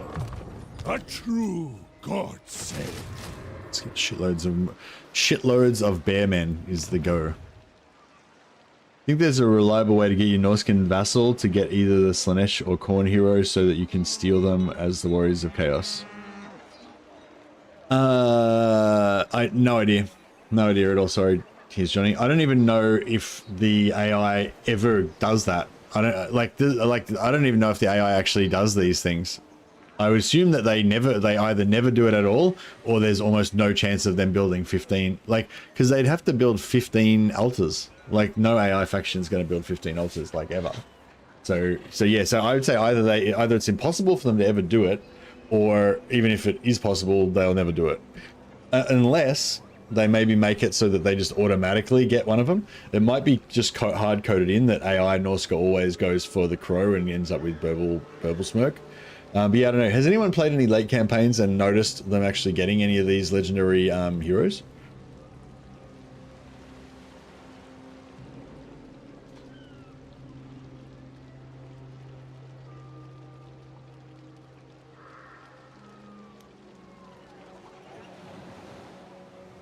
They can run. Great shame. So yeah, so we can always retreat when Ixuatl comes here.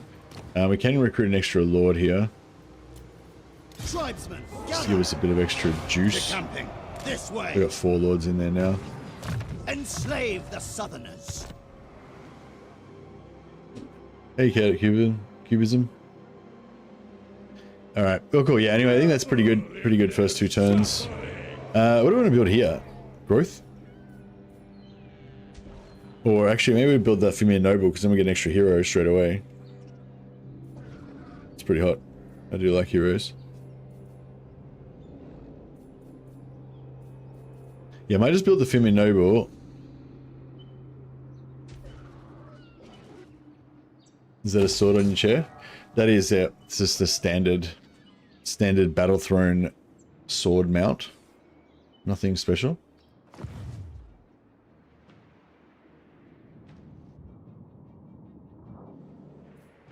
Chieftain of the tribe. No delay. Moving out.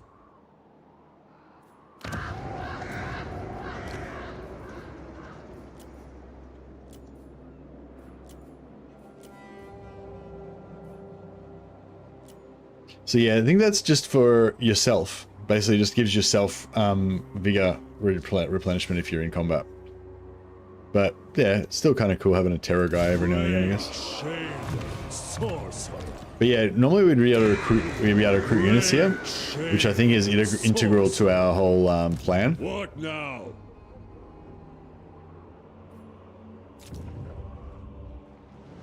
But I don't know, maybe it'll work out, who knows.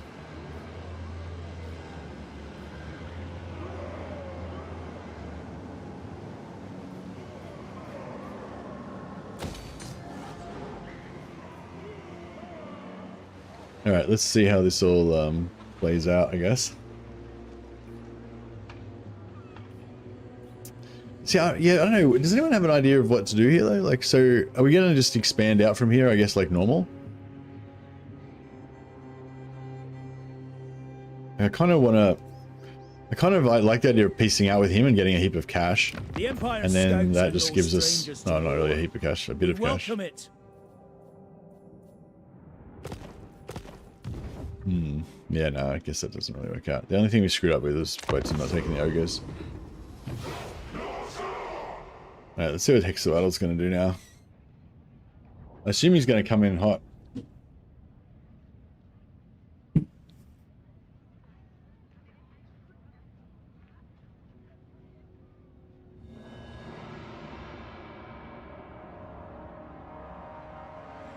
Head into Lustria, or maybe use the sea lane to Confederate Cathay and carry Cathay and Confederate sail.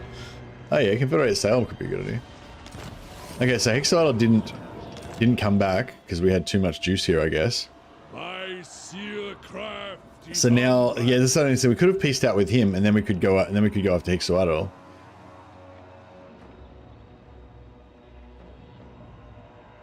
Or should we now go back and take out this guy before he gets too big?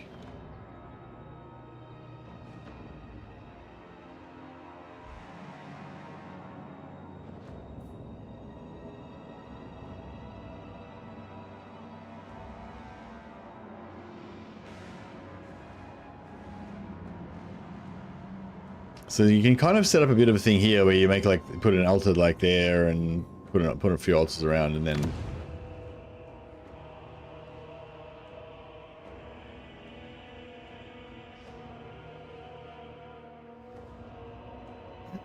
I really want to. I've got dreams of setting up my empire on Ulthuan, but it's a bit of a long-term goal. Yeah, Bretonia is not really that great. I think Empire is the go, but yeah.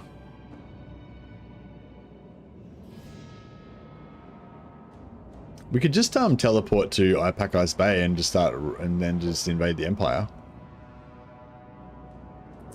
But it feels a bit I don't know, it feels a bit flimsy. It will be done. Yeah, maybe we'll come back here so we can take these guys out, and then we can Gods must be get more Bearmen. Wind wielder.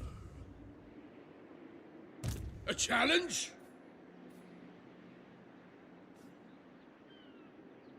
Into court. Immediately. Why use the winds when a knife works just as well?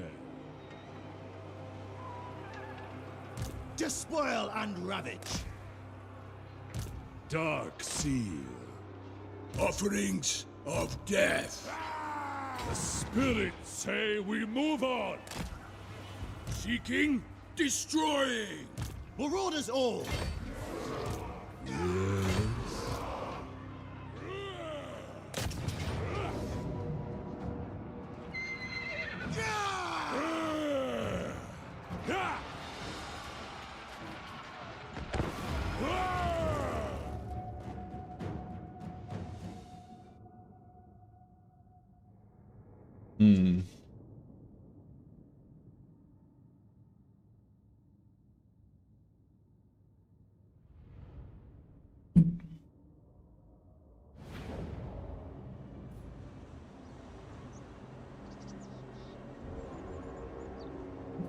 Yeah, I've never seen the AI get them, yeah. But I haven't played campaigns that long. I imagine it would take a campaign that was like 200 turns long, and you'd have to be like feeding, not feeding settlements, but like helping your ally to like win. But you've got to let them take the settlements. You can't even trade them to them because they've got to set up the altars, and trades don't give them altars. So yeah, it'd be pretty hard to do it. Unless they're scripted just automatically get the heroes at a certain level or something. I don't think there's any. I don't think you'd be able to do it. Yeah, but then again, you rarely see North escalate in the campaign, true. Well, I don't know. What about the new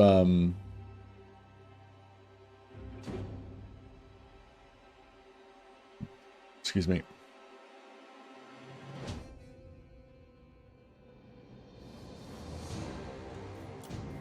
Alright, we get our fresh Bearmen to be the front line because they haven't taken any damage yet. As you say. We'll do it. On your word.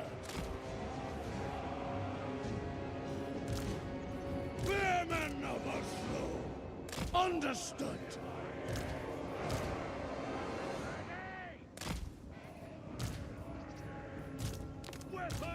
Alright. I'm gonna try and make a big block here. So we can potentially... For all the champions! Violence for chaos!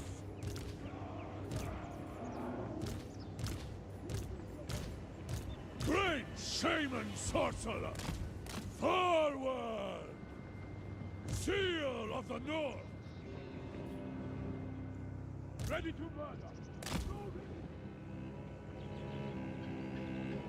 Yeah, just kind of want to get a big blob and then just boat the shit out of them multiple times. Would be the plan.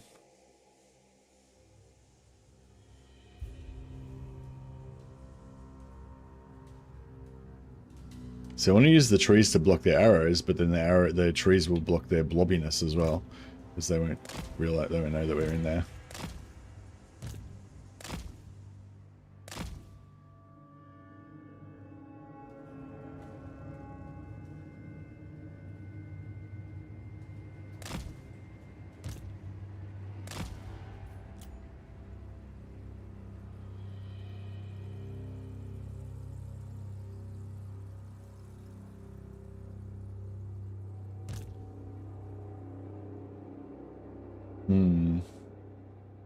Shout out to the Marauder Bearmen, rank 3 out of the gate. I got rank 2.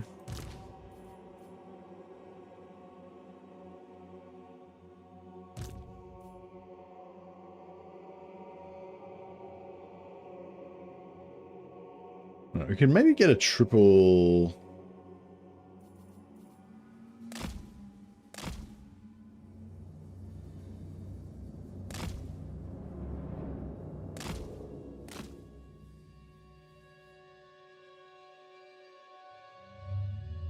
Berserkers are better than Bearmen. Interesting, interesting hypothesis. Oh, Wulfrik's hidden behind the hill.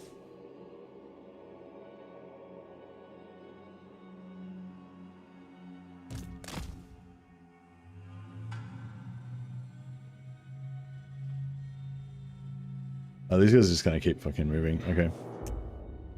Well, in that case, we might need to just put some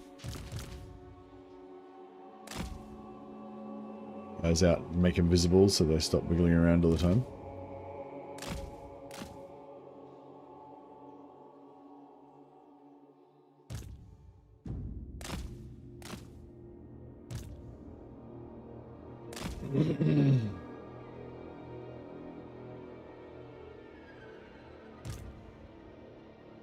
Berserks are better than Bearmen only if they get into melee before being turned into pincushions, though. Yeah, it depends what you mean by better in what way. Like, tankier or... Yeah, I don't think they're tankier.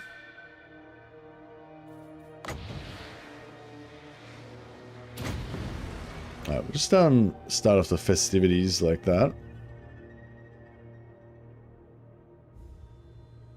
Do enemy flees from wind spells? No, they don't flee from wind spells.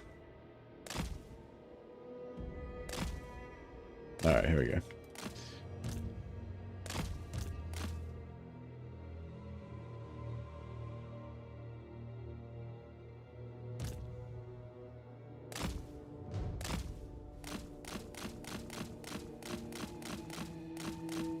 Alright, just keep them visible. Come in closer. Scouts for my armor! Great shaman! Come back a bit further. No delays.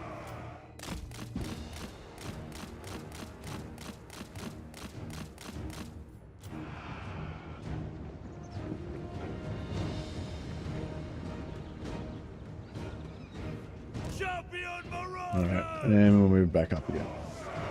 I'll do it! Waste no time! Marauder Bearman!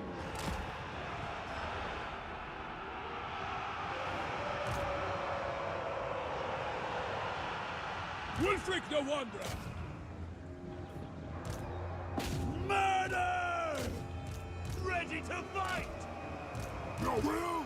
For chaos! Chaos Marauders! As you say. Understood. Move now! Without hesitation! Alright, let's get some boating happening. I am undeniable!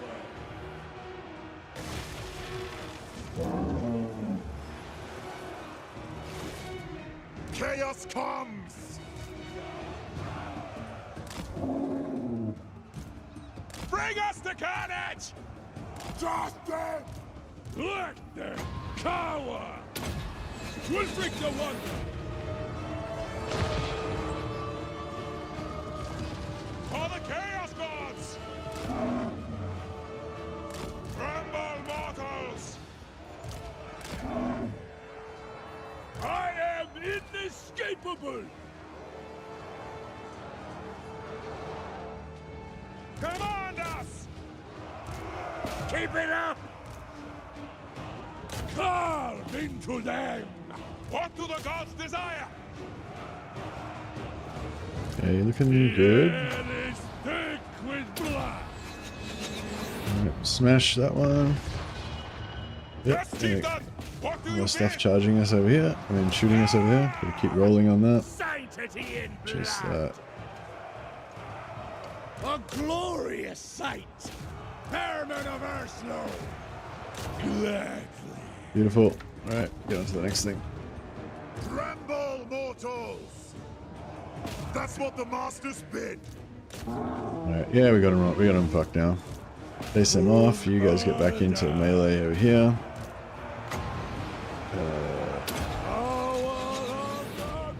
Yeah, just keep doing your thing. A glorious sight! Great shaman sorcerer! Leader of savages. Wulfrik the Wanderer! Doing it! Keep him shut down. Yeah, they're terror routed now, so you can go terror route some more shit over here. All will be despoiled. Victory is near! Suffer! Powers of the void! These ogres are routing. Great Keep shaman sorcerer! right, time for another boat. There you go. That should pretty much do the job, I think.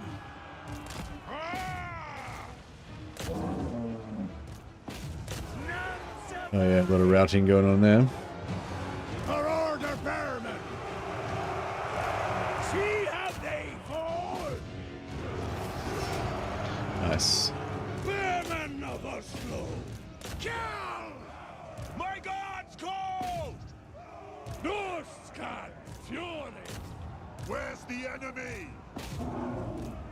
Throw those axes! Nice.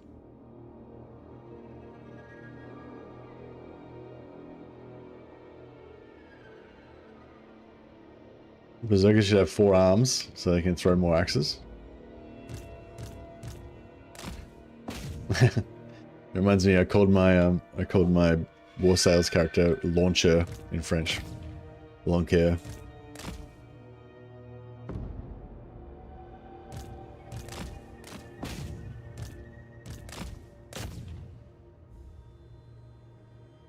Alright. Yeah, it doesn't really matter about killing these guys too much, but get a little bit of extra XP on my units, so might be a bit of friendly fire from axe throwing as well, but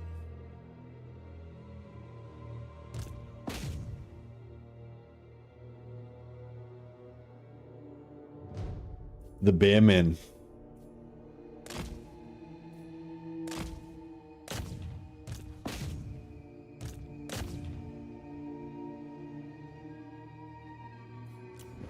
Fight! Wrath and ruin!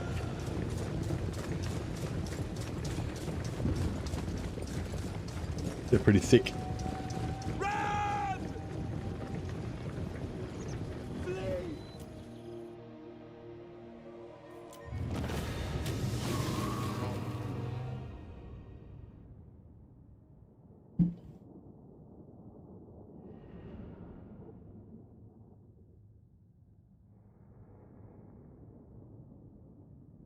Yeah, berserkers die a lot. Yeah, I don't know. I feel like bearmen are way better than berserkers now. And I feel like it really sucks that berserkers got put to tier 3. But yeah.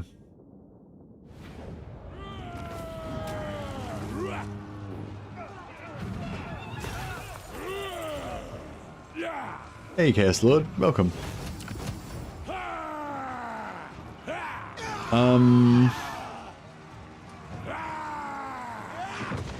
Yeah, I think we'll sack it.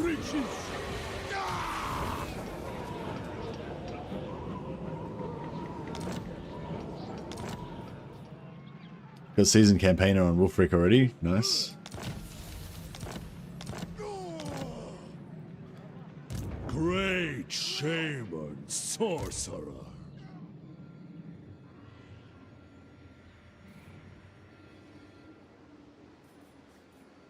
And yeah, I don't know. Should we go after... I feel like we should go after Hexawaddle, but...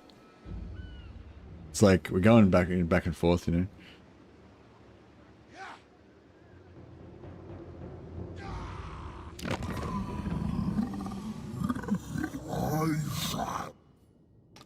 Strength rank 130, that's not very good, is it?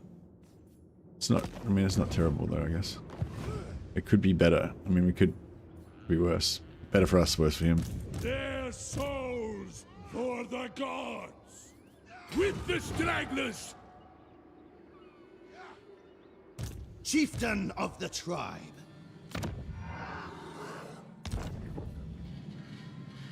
Born of winter. There will be death.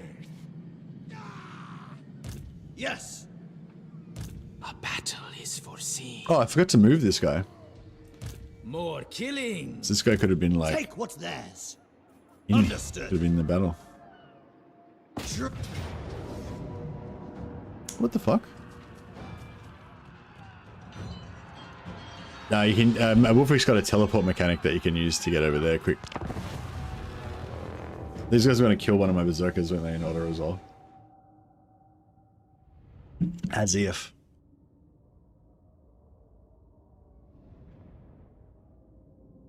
Tier 3 really sucks. Berserkers are my whole reason for playing an Oscar campaign. Yeah, I know, same here. I just don't understand it. Like, how the fuck are Bearmen tier 2 and Berserkers tier 3? It just doesn't make any sense. Like, Berserkers same tier as Marauder Champions. Like, what the fuck?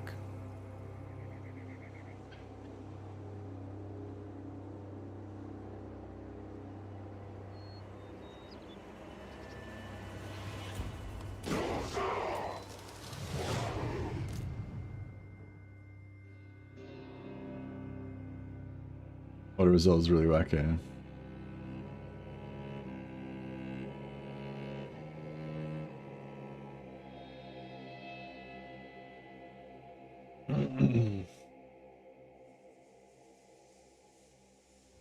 Berserkers should be tier 0. They should be like the baseline units of Northskirt.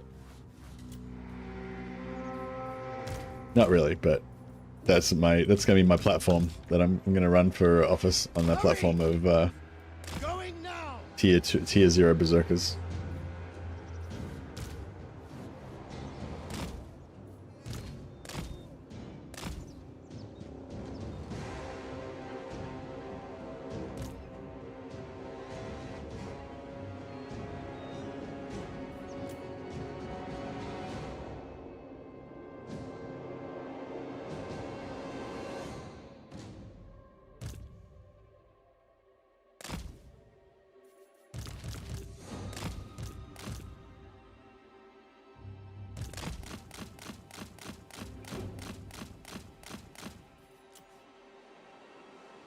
Prepared to ruin.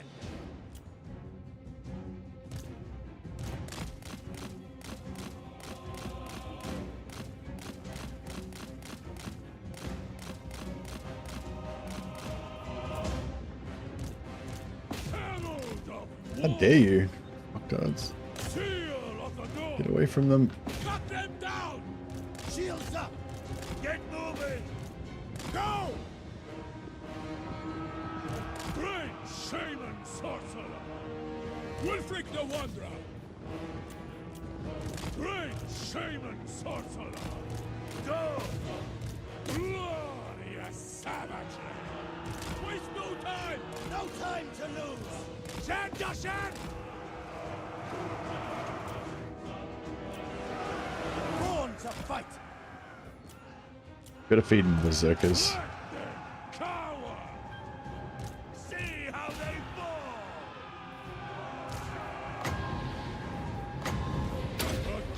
I didn't think they actually had any armor anyway, but you know. Desolation! Suffer! Ready to kill!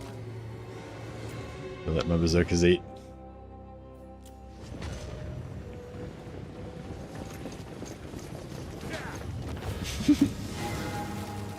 They're like slayers with the way they run. Sometimes. Did you try a chance to try Dreadmores? Not sure if they're always an Oscan unit, but I've been using them as Warriors of Chaos ever since the patch came out, and they're pretty sick. Hey, Chaos Lord. Yeah, they're pretty cool, like, because you can do, like, weird stuff with them, like hide them underground and stuff. I think they count as ground... Do they count as ground units still, or did they change that? So you can have one of them, like, underground and then have the rest of your army flying?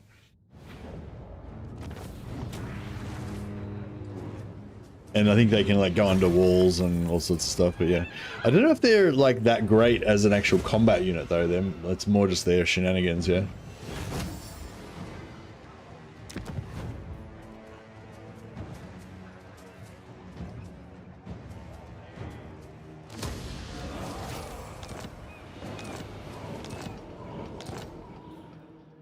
Enslave the Southerners! I could have kept that as a separate, I could have kept that as a shrine, I guess, as an altar.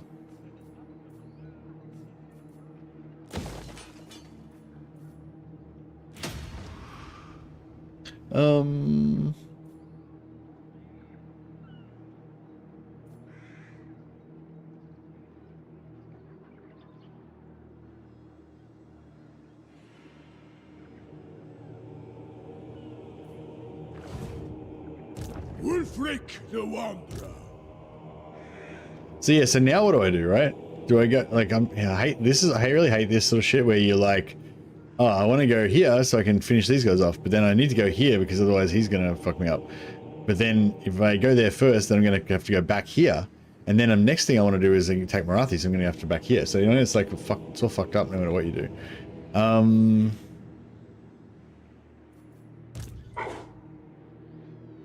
I guess we could go down here and then teleport back up with Wulfrik. Oh, no, but that's not really going to work, is it?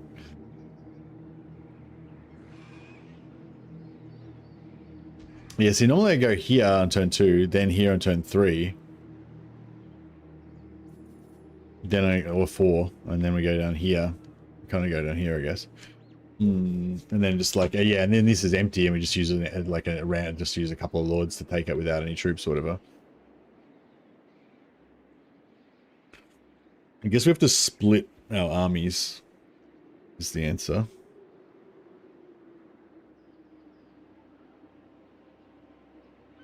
Do you reckon that in Force March can definitely deal with Ixuato? Great shaman sorcerer! In time! I'm listening. In time? They can rest for now. I am the Wanderer. Tribesmen, gather! Great shaman sorcerer. I decide when to move. Alright, then we'll respec this guy again. Pop out another lord. Metal Splendor. Yeah, Diabolic Splendor's good. Confident Fire's okay. Tactician Metal. No, Tactician. I wouldn't mind Tactician on a melee lord, maybe, but it's not really that great on a. Oh, I guess it's okay if you got him on a Mammoth, maybe.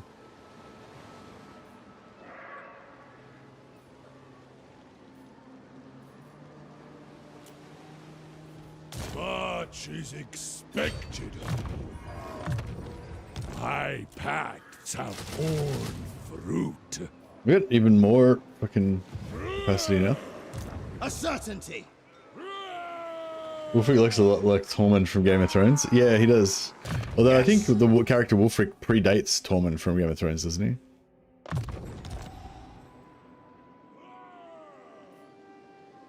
We're getting pretty broke here.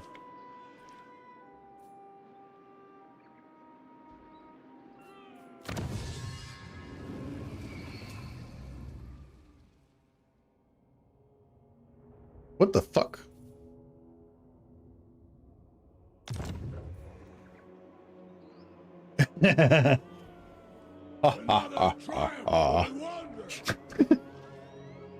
So it looks like it's a bit bugged, or maybe it's not, maybe it's meant to be like that.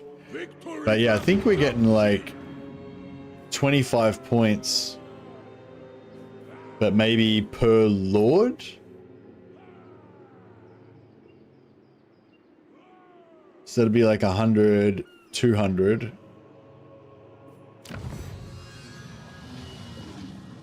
I don't know what happened then. We just got like 17 turns. So we just got 1,700.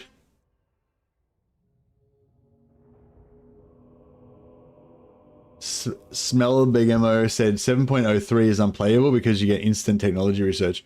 You mean unplayable just with when you're playing as Norse, just as Norska, you mean?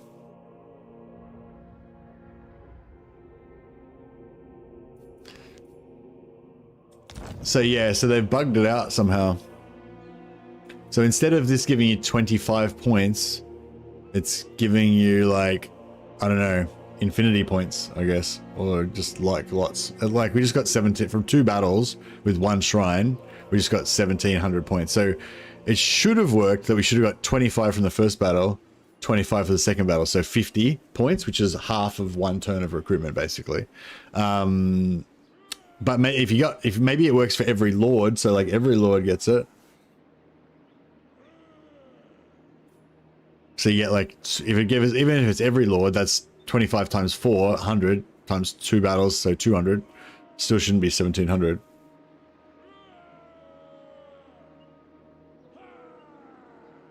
With Kairos, if you re-recruit a lord, it still costs money. Oh yeah, no, it's the same. That was, I think that's with every faction now. I don't have any available right now, but yeah. Oh yeah, see, you can see these ones, they're wounded. And it's saying like, once he comes back, I've got to pay 700 again. Yeah, I don't know. I wonder if they, or maybe it's intended. Yeah, I don't know. Maybe they did it to stop me from cycling lords for free all the time. I mean, I'm still going to do it, but I'm just going to maybe just slightly less. Oh, well, I wish you had been around a bit earlier, smell demo.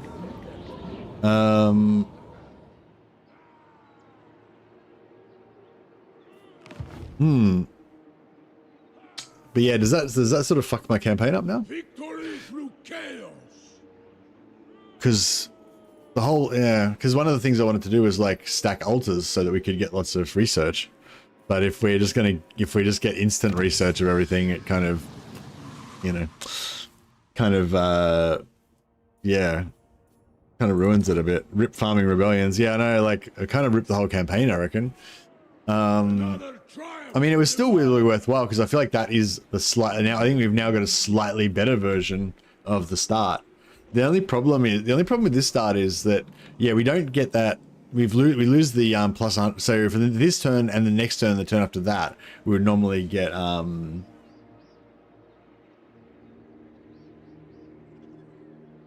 also bad with the HP. If you take the HP trait, you get 36,000 HP with Mammoth Mount. Just for Norska. So it's just Norska's bugged shit. So if I played like Slanesh or something, it'd be okay. Yeah, I'm kind of feeling like this campaign's a bit whack now. But anyway, what I was going to say is, so yeah, maybe we'll start a new campaign. I've still got like 5 hours. Yeah, this is annoying because the whole thing I wanted to do was to start a good campaign and get like a good big 8-hour session in. And now, like, yeah, I feel like this campaign's kind of fucked because of this bug. So I want to start a new campaign, but now I've only got like 4 or 5 hours. So it's like, So yeah, I wouldn't mind playing some Dakala. I want to play fucking Norska though. God damn. But yeah, anyway, in terms of the start though, I still, in terms of, you know, continuing to perfect our start, I still think like sack here, teleport here, confederate turn 1, hope that you get the thing. If you don't, restart. It's actually not too bad. You only fight the first 2 battles and then you auto resolve the second one, right? You switch to 7.02. Oh, what are we missing out on if we get 7.02? I know, I kind of feel like I should play 7.03 though, because if not me, then who?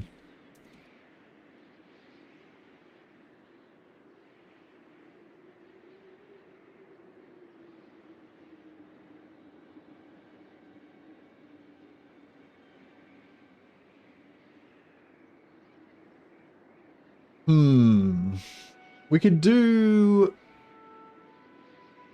if we, I don't know. I feel like today's kind of fucked now. Anyway, I could do like an experimental Olithanar White Lion campaign, see if we can get Tyrion Confederation fast or something. But I feel like it's not going to be very good. But anyway, I was just going to say, yeah, I think taking the Hexawattle on turn 2 is actually pretty cool. I'm not sure about this. So normally what I do here is this guy's already got 3 units in his this guy's already got 3 units in his army from the turn I first recruit him. Then he force marches to here. Then I switch him out and put a new lord there that can recruit, and I recruit again. So it's 6 units now. And then meanwhile another army like force marches along behind him as well, maybe.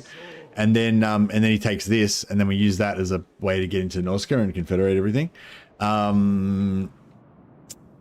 It's sort of a bit overly complicated, maybe, and unnecessary, I guess.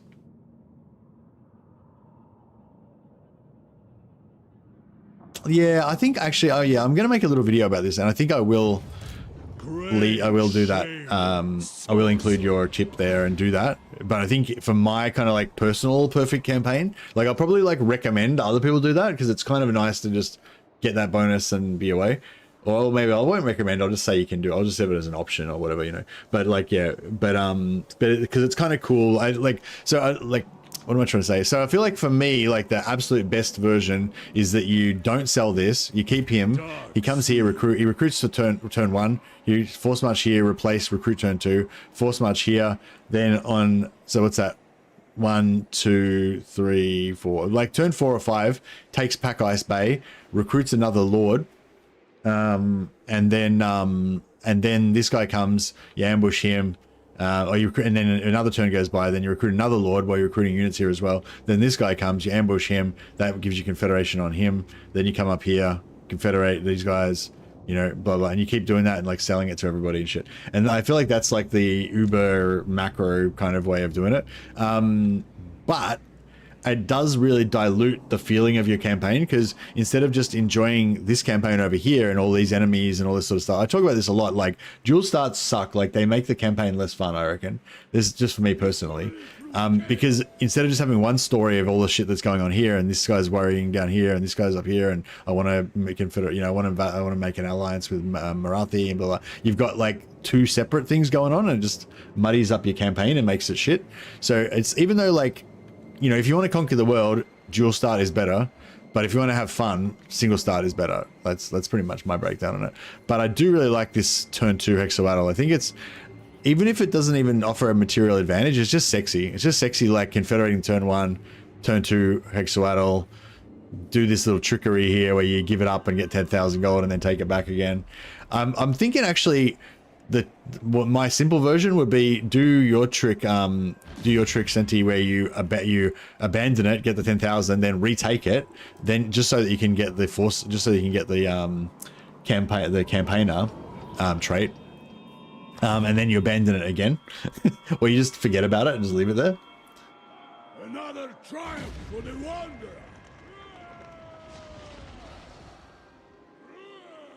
Great shaman, sorcerer. Seasoned campaigner, yeah.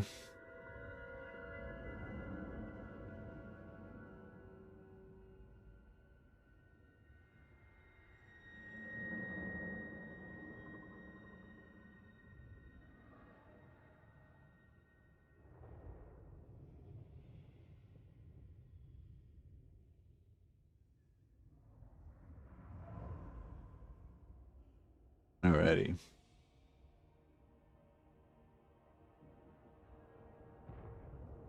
What's the best god to dedicate shrines to? Hey, Game Master. Yeah, it sort of depends. I want to try going for a technology start. But it's kind of been, this campaign's been kind of ruined by, you know, like I wanted to build heaps of Zeech shrines and try to set up multiple sack cities and stuff so that we could farm technology. But that's whole kind of been ruined because there's a bug that just gives you like millions of technology. So there's no point even bothering with what I was planning to do with it. You know what I mean? Yeah. You can build a barracks or something and then sell it for even more money. You can't sell it because it's your capital. Troll. If you're talking about Troll Fjord back in Norska.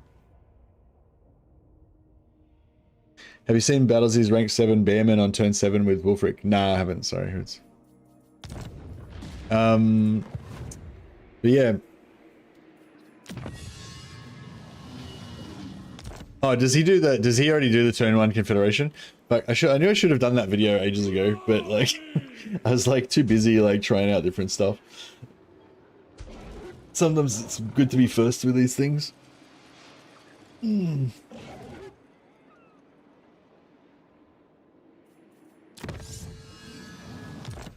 All right. Oh, he doesn't do the turn 1 confederation? Oh, okay, cool. Well, that's cool then. It just hasn't ruined my video then, because I already spent like 20 hours working on it. So hopefully I can actually finish it and publish it. So many videos I like, they take you so long to actually do that by the time like I'm like 3/4 of the way through and then I'm like, oh fuck, that shit's old now anyway. Who gives a fuck? I don't even bother finishing making the video. And it's just like, yeah, I need to figure out how to make videos faster.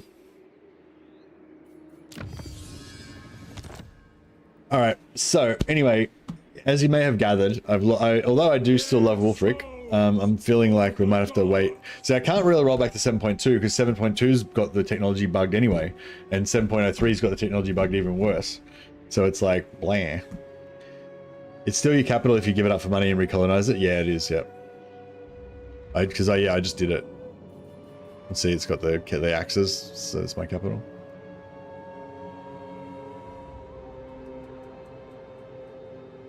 So anyway, so we're not going to play Norska, right? Because old Norska's bugged and new Norska's bugged as well.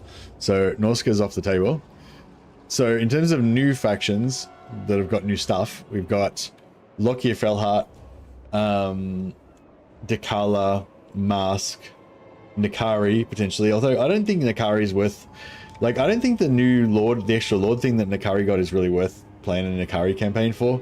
I don't know what you guys think about it, but yeah, I think Nakari, I don't know, I guess the Nakari just having more mass or whatever. Did they increase Nakari's mass or speed or something? So he just like charges around more now. So it's sort of like the same thing, but just slightly better than the old Nakari thing. Lockyer, Karon Kar, Confederation Rush. How do you rush confederations with Lockyer? Oh, you mean, oh sorry, just taking the Karon Kar first. Yeah, that's just normal Lockyer though, isn't it? Dekala, yeah. I feel like Dekala is the sexiest for sure. I love those anointed. I just want more anointed. Lockyer migrates to Ulthuan. Yeah, Lockyer confederate Karon Kar and then immediately invade Ulthuan. That does sound pretty sexy. I mean, not sexy, but it sounds like some classic Mercy stuff. That I love stuff like that. But I feel like it's going to steamroll very hard, like super fast. You can do it like turn 6 and teleport Lockyer there. Yeah, but I'm saying like confederating Karon Kar on turn 6 and teleporting Lockyer there is just like normal Lockyer. I don't feel like it's not even a rush. Like that's just like, what else would you do other than that? You know what I mean?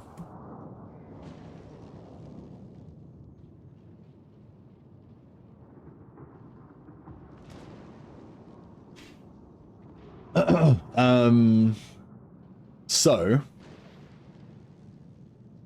new campaign real quick.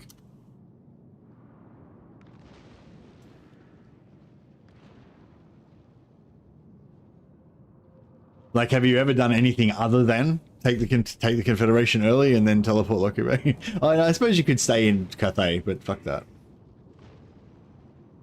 Dame offensive turned Dekala into a one-woman doomstack. Yeah, I saw that. I think everyone does that. I think that's like the normal thing now. But I think she just like intentionally went around with just like no other units apart from Dekala. Dekala and rushed Lustria to confederate the Mask. Yeah, Dakala maybe like teleporting around and shit.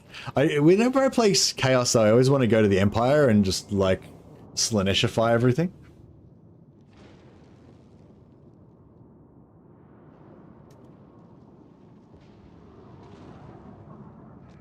Lockyer, Karen, Carr, Ulthuan. So yeah, I kind of do want to play Lockyer because the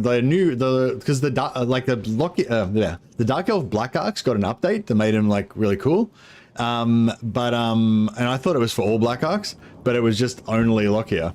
So I was like, oh, what? So I started playing Marathi, which is kind of fun, but she didn't get the Black Arc stuff, so it was kind of meh. Basically, all she gets is like the Anointed and some extra Slaanesh guys. But yeah, so we could go Lockyer into Karankar into Ulthuan, or we could go Alith Anar, return to Ulthuan, because Alith Anar's got green Ulthuan now. I don't think anyone cares about that, but I'll chuck it on there anyway for now. There's an option. Lockyer has your vote. No, nice. Dakala. I just think with Dakala's kind of Chaos Dwarf vibe, we all know Alith Anar migrates to Ulthuan is boring. Yeah, true.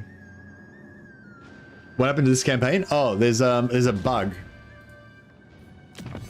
There's a bug where all of the technology instantly researches. So my whole like idea of like building Zeech altars everywhere so that we can do like multiple sack cities and all that shit so we can try and get like 75 points of technology is kind of irrelevant because I just got 1700 points of technology in one turn and maxed out all of my research. I wonder if I had have like clicked it on there if it would have just gone all the way to the end. I guess it would have. It probably just gives you like 1,000,000 research points and just maxes out whatever you do. So yeah, so basically Norska's fucked at the moment. Dakala, so Dakala migrate to the Empire? I don't know how, we can't really easily migrate to the Empire though, can we? Is there any way that you can teleport that's meaningful for Dakala? She can't get to the Empire, can she? Techless is out of the menu, as in Techless is off the menu, as if I don't want to play Techless. Oh yeah, no, I played a fair chunk of Techless the other day. I've played a couple of Techless campaigns already. Is there a cult though anywhere near the Empire? I think she's got a cult somewhere, but I didn't think it was anywhere useful. Proliferate cults and hope you get... She doesn't get proliferate cults, does she?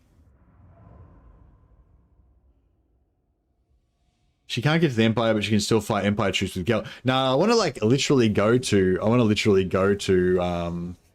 she does get proliferate? Okay, cool. You know, I want to literally go to the Empire because you know how she's got that like thrall fucking thing? Like I want to like set up an empire of hers with all those like pleasure palaces everywhere and shit. Whereas I think Cathay, I feel like Cathay's too like, I don't know, Cathay's okay, but it's just so fucking far away. Like who gives a fuck? It's out in the boondocks, you know. I don't know. I'm like really, I'm prejudiced against Cathay. Hey, it's like too far away. It's like it's kind of like it's not as bad. I don't know. It's not as bad as last year, I guess. I don't know, I kind of like, I think all of the areas are a lot better now. Like Cathay was never like the worst. Lustria was like the absolute shithole fucking toilet of the game. But now Lustria is kind of cool. I don't mind Lustria as much now. Southlands wasn't that great, but now I find Southlands kind of fun as well. Like that part, just about in between Techless and Volkmar. And yeah, Nagaroth area is still a bit shit because you can either go east or you can go south, but you can't really, you know, just spread out, and so it feels a little bit choicey, kind of like the northeast Chaos Wastes, which feels restrictive, I guess. But yeah, but Empire is like the promised land. Empire is perfect, you know. You just can just spread out in every direction. You can build your empire however you want. You need to take a lot of sea lanes to get to the Empire. The one near Pigbarda lands you near Erengrad. Pigbarda to Erengrad. Yeah, that's still a lot of rampaging to do. We could always like leave behind a little mini empire and then just have Dakala like rampage away. But again, the problem is with that is that by the time you get there, like you feel like your campaign's kind of over.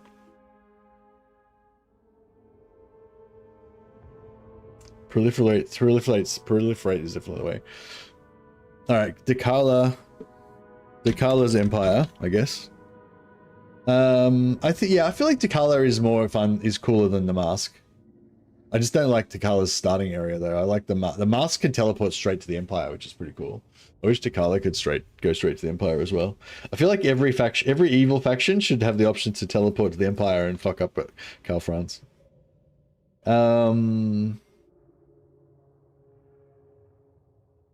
Yeah, so we got Lockyer, Alithanar. I suppose Alithanar returned to the Elf one, but I feel like nobody wants me to play that, and I kind of don't even want to play it myself, actually. Is there any other high elves that we want to play? It's only really Tyrion and Teclis that are the exciting ones, and Acelin. Yeah, Dakala does have proliferate. Yeah, somebody else said that too. Thanks. Did anyone who else suggested stuff?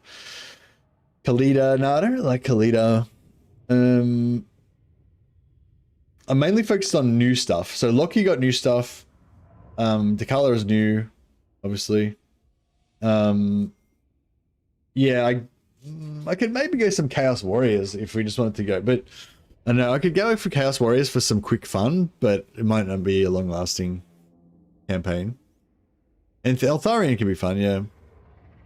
Slaanesh only Marathi, yeah. I already played Marathi with the Slaanesh stuff though, like not Slaanesh only, but yeah.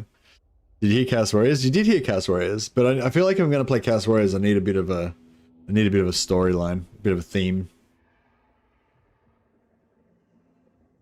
Wurzag migrates to Cathay, yeah.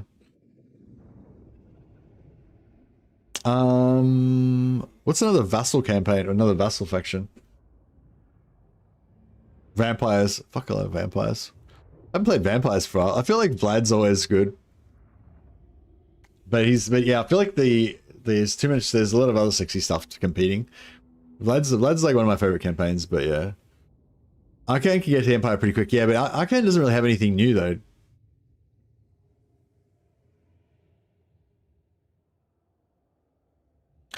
Does Sigvald get early access? No. Have you done a Manfred campaign? No, I never play Manfred. No, I never play Manfred. Occasionally I play like 4 or 5 hours of a Manfred campaign and then just give up in disgust and be like, Manfred sucks. Vlad forever. Yeah, I always play Vlad. Sometimes I think about playing Isabella, but I feel like Vlad's better. So I feel like Isabella and Vlad are basically the same, but Vlad's slightly better. I know some people think Isabella's better. It's arguable either way. But Vlad and Isabella are the two best, right? So, but I never play Isabella, I always play Vlad, right? But Isabella would be the one I consider second. But yeah, so I always play Vlad. And if I'm not going to play Vlad, then I play Kemlar because he's like cool in a different way. And yeah, so it's like either Vlad or Kemlar. Never play Isabella because I'd rather play Vlad. Never play Gorst because it's boring, just doing zombies and nothing else. And never play Manfred because he's a nerd. That's basically my breakdown of the vampire campaigns. No, I don't like Manfred's start position really, is basically the deal.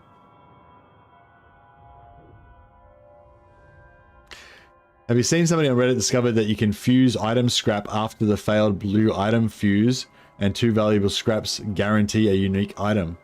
Ah, really? I did see somebody, I saw somebody post that, but I just didn't like understand what they were saying or something.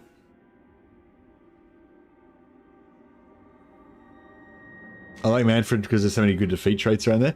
Yeah, I guess that's the vibe, isn't it? Trying to get into, yeah, actually that's probably a good idea for a Manfred campaign. Like I try to get into the mentality of like Manfred being really selfish and like hungry for power, and it's just all about him like trying to become the ultimate wizard and stuff. I think I did like ages ago in Warhammer 2, I did like an ultimate Gelt campaign or something where it was in Warhammer 3, where he's like traveling around trying to get all of the magic bonus like traits from all the lords and stuff. That'd be kind of cool.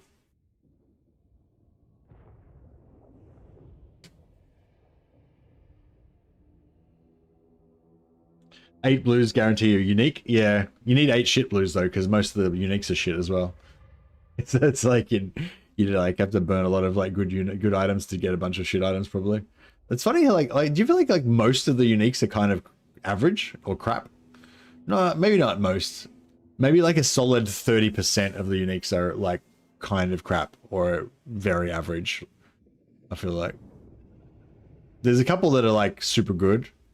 And there's a few that are kind of situationally maybe okay.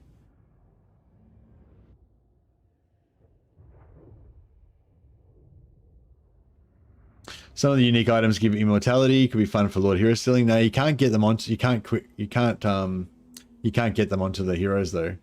I think Andrew Jones checked that out. So theoretically, you'd be able to switch it, but I think he said it doesn't work. And even if it does work, you can only steal stuff that has an item in that particular slot. Can't swap them anymore. They jump back to your inventory. Okay, thanks, Anthony. Accurate breakdown. Yeah. All right. So what do we got? So we got Lockyer. We got Dakala. I'd love to play a Vampire Counts campaign just because they're always fun, but I can't really think of any reason why there'd be any, there's no like new thing about Vampire Counts that I could explore with them.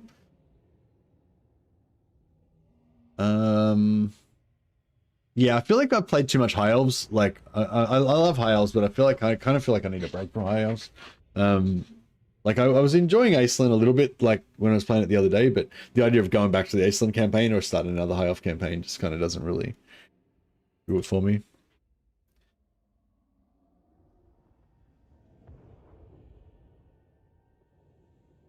All right. Okay. I'll just put we'll just go. It's either Lockyer or Dakala, I guess. I'll put Karl Franz and Vlad on there just so that people can vote for something silly. But I probably won't actually play those campaigns unless somebody can think of a good idea why I should. Tomb Kings have a new rework. Tomb Kings got a rework a little while ago, and it was a really good rework, I believe. But I don't really enjoy Tomb Kings very much. Not a huge Tomb King guy. But I should play some more Tomb Kings at some point.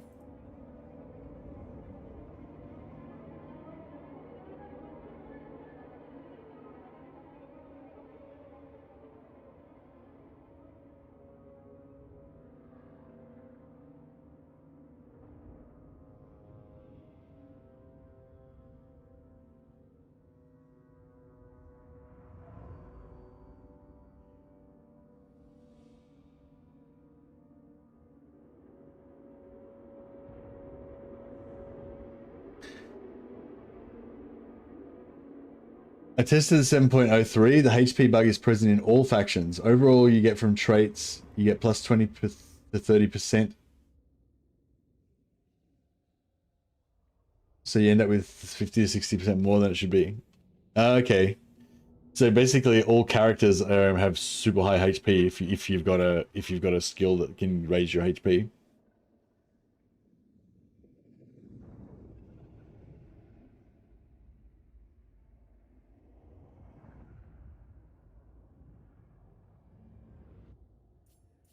Northmen can adapt. Might just bring up my old Dakala save. Did I do 2 Dakala campaigns or was it just the one? Tormentors, that's them, yeah. I did Mask and the Tormentors, yeah.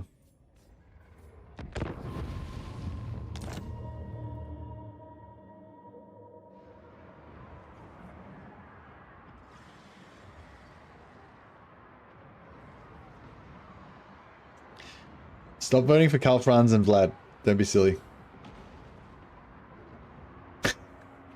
Or if you want to vote for Vlad, if you want to vote for Vlad, then you need to also have a coherent argument for why I should play Vlad, other than that Vlad the dad is a Chad.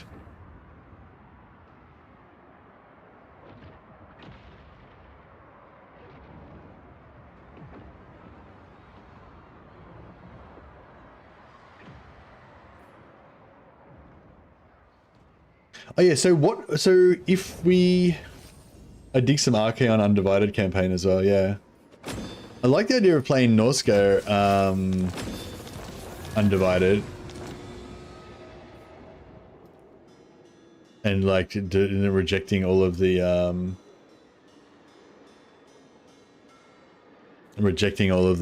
champions. Yeah, so this is my little Dakala empire that I just started here.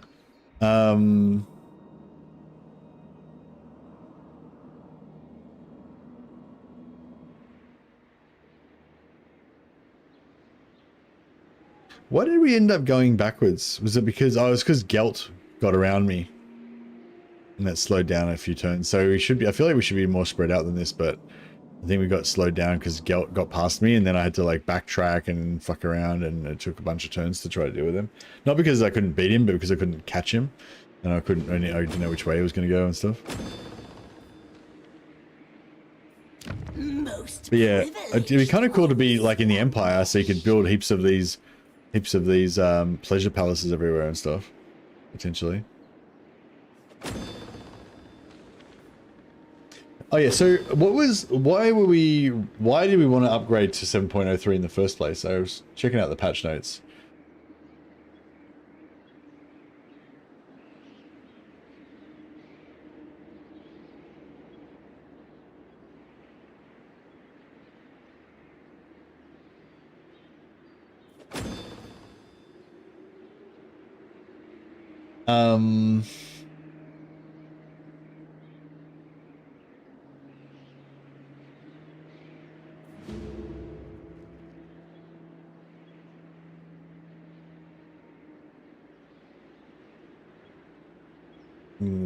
Highlights. Okay, fixed an issue with the Mo. Fixed an issue with Kona. Fixed an issue with patrons. No. Fixed issue. No. Okay, so none of these things matter. I don't care about any of that shit. Yeah, I'm not going to play Kairos anyway, so I don't care about Kairos. I don't care about the Mo one. Added DLC units, swap ancillary, fixed issue, campaign, really. There was like 2 or 3 things in here that were actually good, but I can't remember what they were now. One was the technology fix for the Norska, which has actually made the technology thing worse. So I guess that's no good.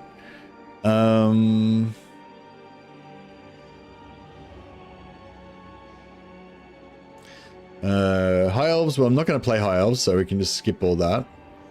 Slanesh. Oh yeah, so I think you got to play 703 because Dakala is bugged. I think Dakala's campaign's bugged in 7.02, isn't it? What about Dark Elves? Dark Elves. Fix the minor Black Ark issue. That's fine, whatever. Visual AI, we don't care about AI. Fixed issue with Locky's cost was negative. Now displayed as an absolute value. Fixed issue with Locky's cost to travel was negative. Has anyone experienced that? Like, can I play through that or what? Replenishment effect from allegiance and also the crow had its text changed, so it should be clear what the fuck. Yeah, so I feel like basically nothing of importance changed for Dark Elves. So if I could just roll back to 7.02.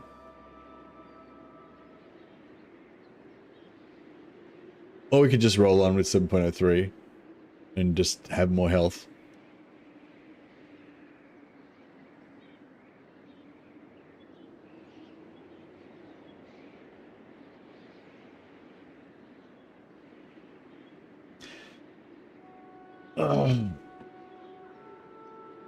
So, hey, Smell Begemo.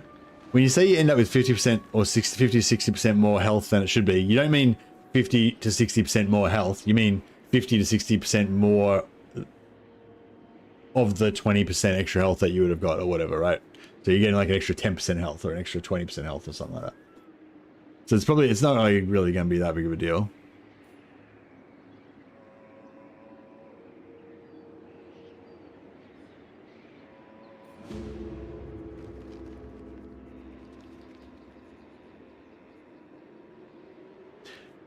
I just want to know, when you say 50 to 60%, are you saying 50 to 60% flat HP? So 5,000 HP becomes 7.5k? Or are you saying 50 to 60% more of the bonus HP?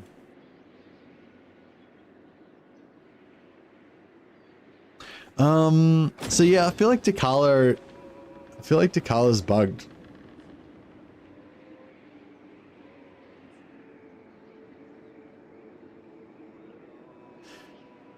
Like, your HP bar is 36,000 of 22,500.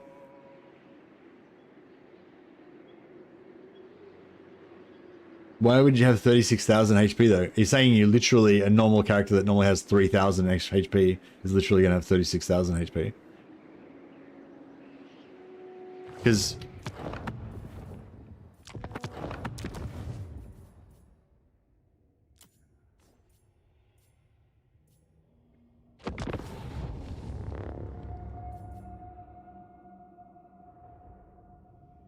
No, he's saying, no, not Decala, he's saying all characters.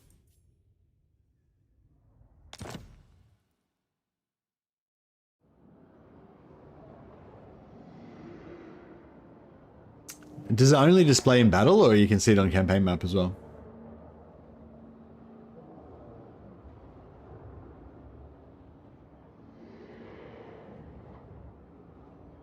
So I'm just loading up campaign to try to test it out.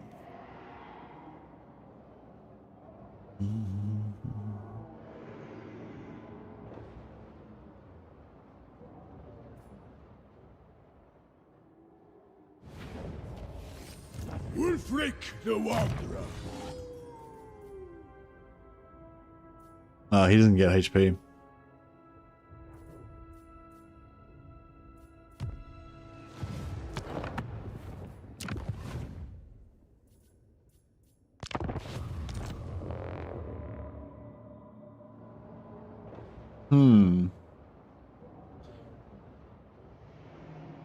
So yeah, so what I'm getting at is if this HP bug is actually literally happening. 7.03, Smellbemo is saying there's a bug in 7.03, whereas if you take any of the skills that increases your health, it basically like makes your health go spastic and you get fucking millions of health. Which kind of makes it sound like the whole patch is unplayable. I'm just trying to see if I can replicate it somehow. Enslave the Southerners. Yeah, I can't get health on any of my characters. Who's somebody that can get health on turn 1?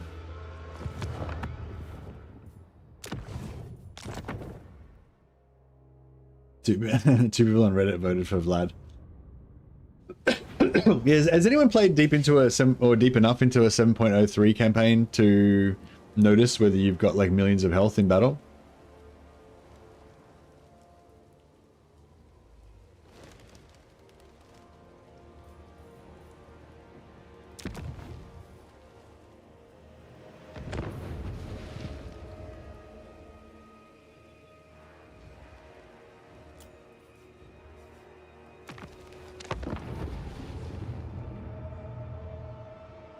I'm seeing on a Packmaster on Brood Horror, they go from 7k HP to 9k HP with all 3 nodes.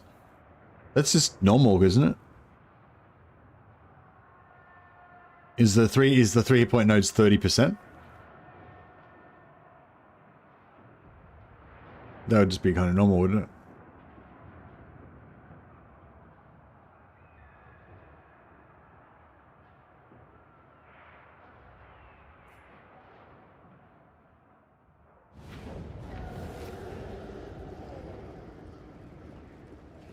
%. Oh, okay. So you're just basically getting 30% instead of 15%.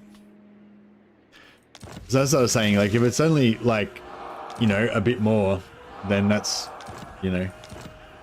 So you're not getting 36,000 HP.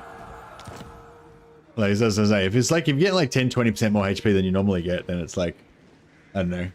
I feel like that's not that big of a deal. We can just be godlike or whatever. I await your orders. Guardian of the Phoenix Crown. Speak. Fuck. Why doesn't anyone get any health? Fuck. Elves don't get health. The AI would get it too. Oh yeah, it's like Hero Hammer.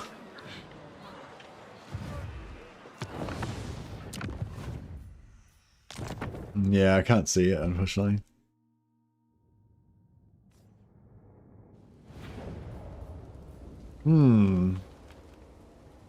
Well, yeah, so I was thinking if we go Dark Elves, we could roll back. I'm fucking in a quandary now because it's like, I feel like if I play 7.3, I feel like I'm playing like a bodgy version of the game that isn't like real, you know, because it's too fucking bugged and I know they're going to have to fix it.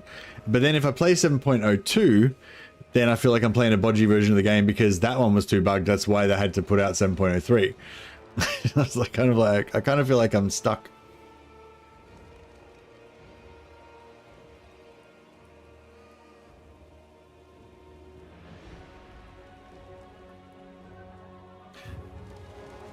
I guess 7.02 would be the less bugged.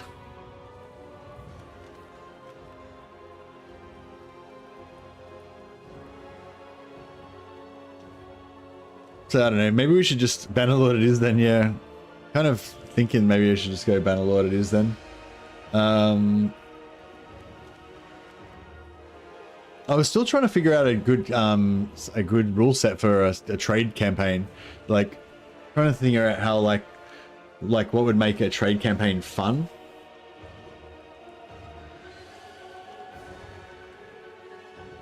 I was thinking maybe try to do a trade campaign where we're not allowed to make money from blacksmithing. I might still do some blacksmithing for fun, but not allowed to make money from blacksmithing.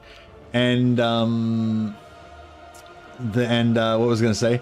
And try to like just give shitloads of money to like your chosen faction to make them rich. What about if you did? No, I don't know. Like, yeah, because so basically just make millions of gold and then just feed all that gold into like Vlandia, so that Vlandia like, you know, conquers the world and stuff. Or just, I don't know, give money to different factions and try to make them fight each other and stuff. I don't know, something like that. Could be interesting. And just go for a full like leadership, charisma kind of run. That could be kind of fun. But yeah, I feel like I need to figure out what the rules would be before I start to make it more fun.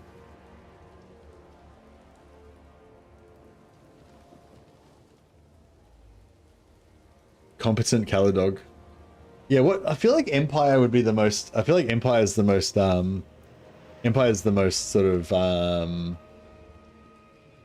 merchanty. Empire feels like the most merchanty sort of faction, you know.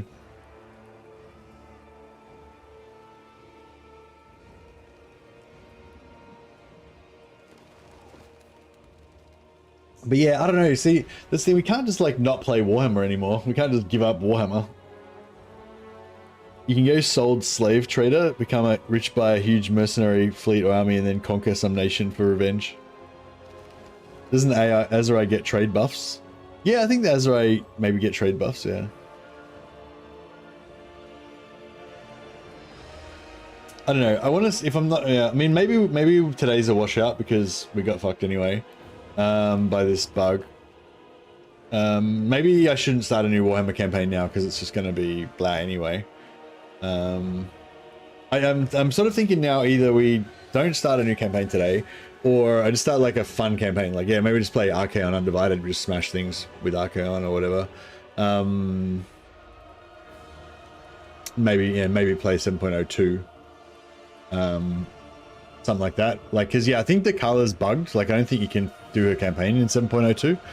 So I have to either play bugged 7.03 or that campaign doesn't work 7.02. Yeah, I think somewhere in here there's something about like Dakala's final battle being fixed or something. Or maybe that was the previous one. Fixed an issue with Dakala's hands-on mission being aborted.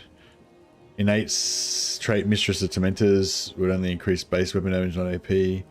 Crash on her end turn. Slaneshi Outposts shouldn't give her a bonus to Destructive Influence. Lord Skill Promise of Perfection gives a bonus to Corruption.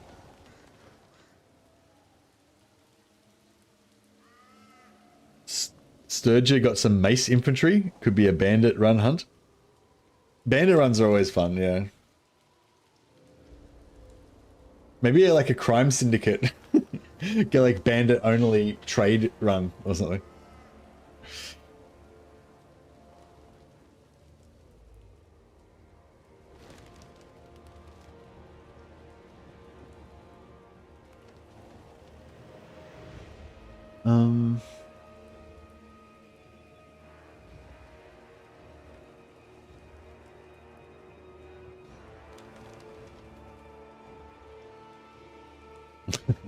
Yeah, I'm kind of feeling that, like some sort of like crime syndicate thing where you've got like slaves robbing caravans and slaves, caravans, and legitimate trade is like the front. You know, I'm just a legitimate trader. But then you've got like a heavy sideline in enslavement and stuff as well.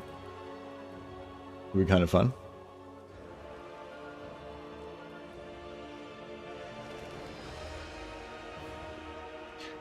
And just go for like max charm, max trade, max leadership and stuff like that. Sturgeon slave syndicate, yeah.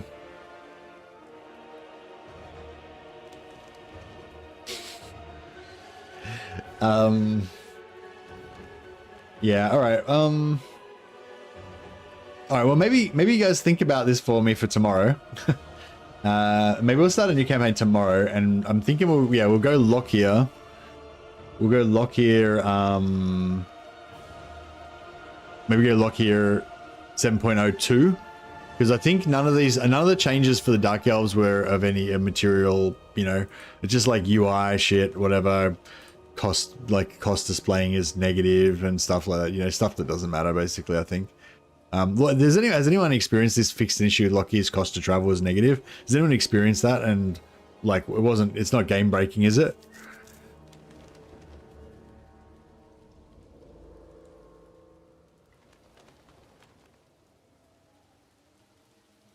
Because I'm pretty sure I did a little test run with Bellicor, with Lockyer, and Sigmar's will.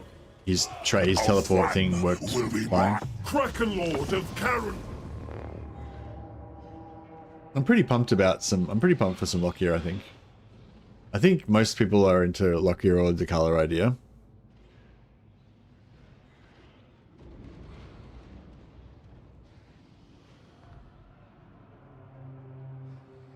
So yes, so if you guys want to help me out, I need more thoughts about how to do a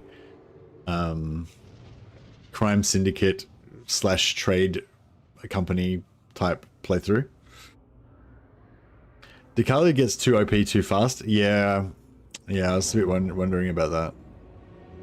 But I was also sort of thinking maybe we could do like kind of like a Wulfrik style campaign with Dekalia, where you basically have your empire that's slowly expanding with just like normal armies and stuff, and then have Dekalia just go off by herself, like far away, just like rampaging. So she just keeps sending back like money and slaves all the time, and then have your campaign, your other faction, the rest of your faction just kind of building up slowly and organically.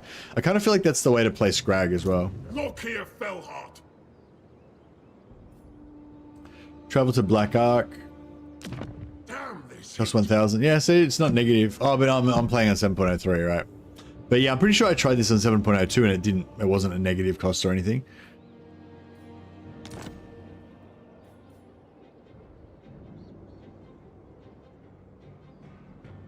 Admiral of Kar's fleet. Oh, so it happens before, like, oh, so it doesn't happen until... That's weird. So it doesn't instantly teleport you. Happens at the start of next turn. Maybe there's ways to reduce it and it goes below 0. Yeah, maybe.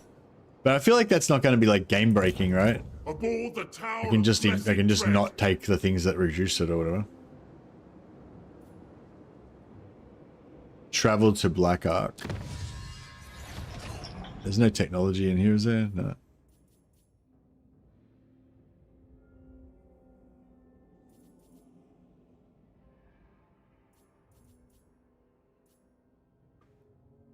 As long as it literally doesn't break the game by going negative. That's what I'm saying. If it goes negative and it like pays me 500 gold every time I use it or something, like who cares? It's not going to break the game. I'm probably going to have like infinite money just about anyway. I seek the warmth. This bad boy.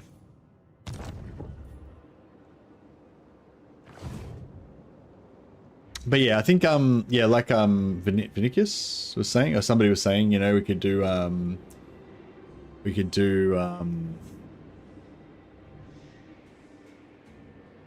yeah, just like kind of rampage around here for 5 or 6 turns, unlock the teleport, and then go back. Well, it's just like is it with Karen Carr's one? Is it like you have to kill like 7,000?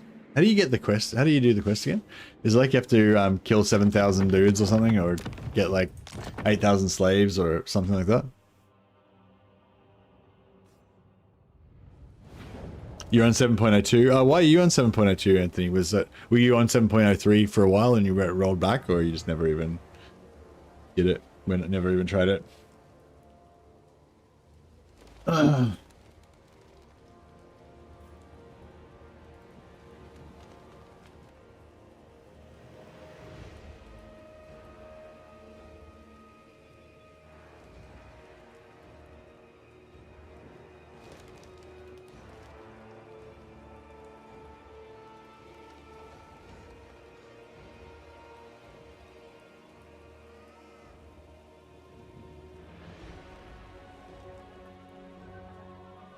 I wasn't playing any of the mentioned factions anyway. May as well wait for a full fix. Okay, cool.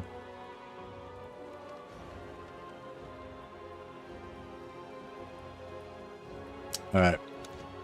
All right. Well, I might just think about a new Warhammer campaign for tomorrow, and in the meantime, we'll just play some, try out some trade-based,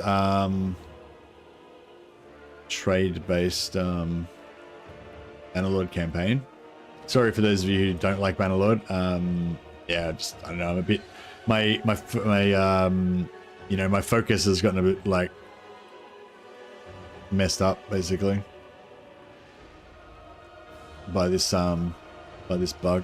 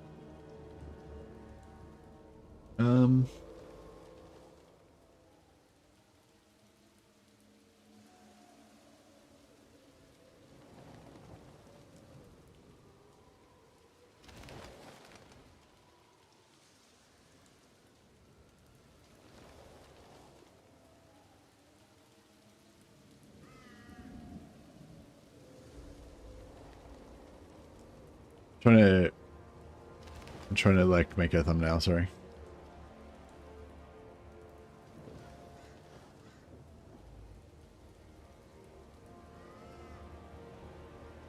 That'll do. I need like I need a floppy hat. Is there, can you get floppy merchant hats? So yeah, so I'm thinking about playing a Bannerlord campaign. So we're gonna go like a merchant, full charm merchant Bannerlord campaign. Gonna go either no blacksmithing or no money from blacksmithing. Should I just go no blacksmithing at all? But I feel like it'd be kind of cool to make my own unit of like elite club slave men, slave clubbers.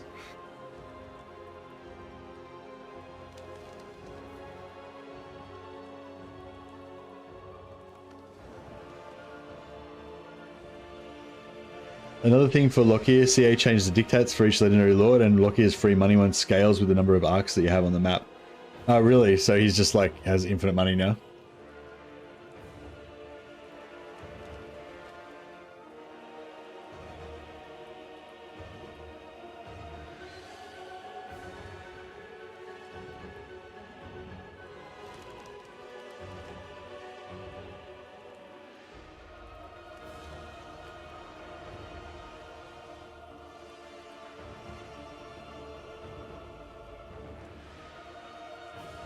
I think the Corsair feathered hat would work quite well for the charismatic slave trader.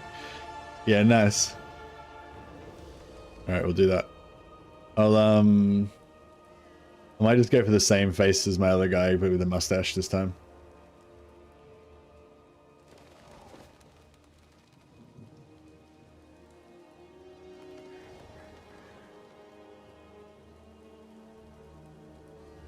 Alright. Remind me to change the stream once we remember to change the stream details on YouTube and Twitch once we get going. But yeah, we'll just game this out. It's got to like game out this idea a bit more.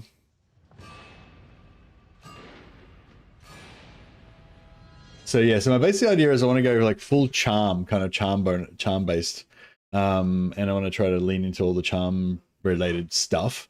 The only thing I'm not sure about with this whole trade charm thing is like, what do I actually do in the game? Like, what am I actually spending my time doing? I guess like robbing other merchants and stealing their stuff. Excuse me.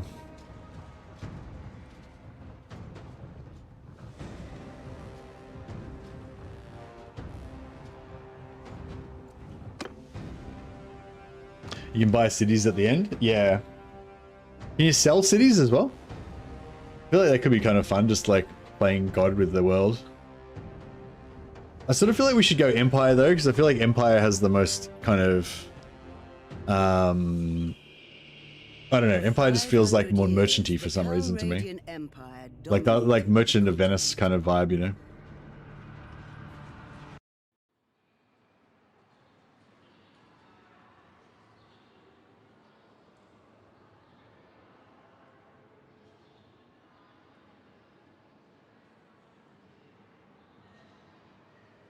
Oh yeah, so trade. So Botanians are good if you want to be like a bandit or whatever, because you can you get 50% less speed penalty in the woods.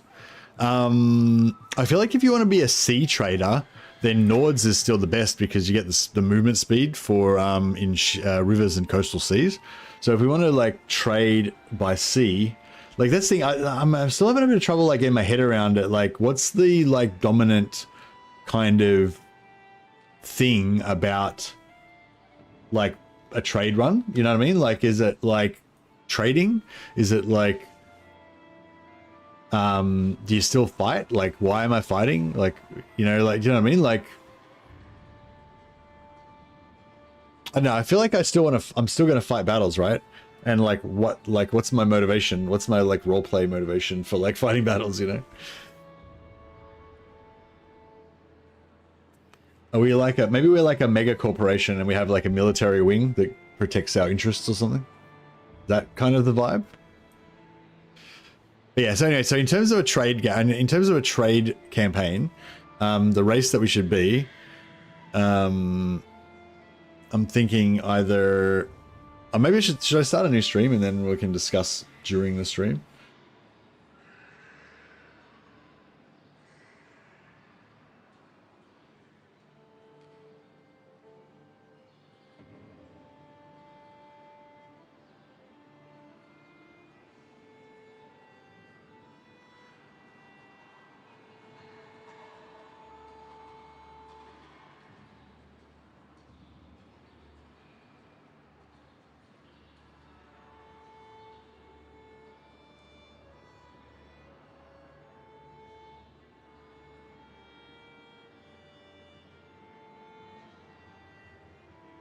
You've been wronged by the big clans and you want to ruin their world by buying everything they own and leaving them penniless.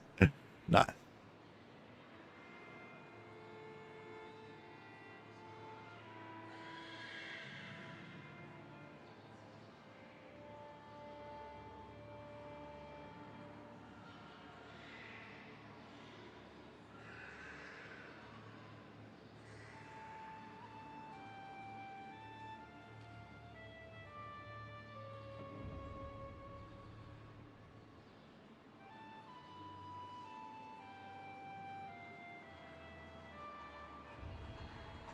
Alright, I'll just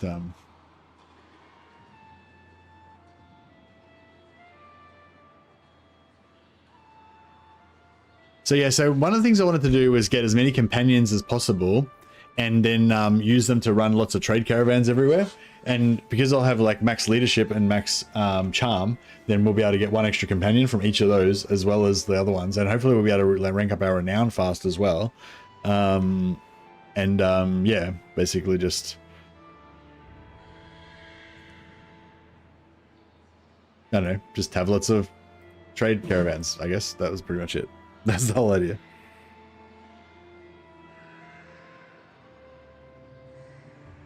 Workspaces or workshops, yeah. So I guess the fun at the start is just going to be getting the money, right? Getting the money to get these things set up. So what's the best way to get money if we're not going to what's the best way to get money if we're not going to be blacksmith cheesing?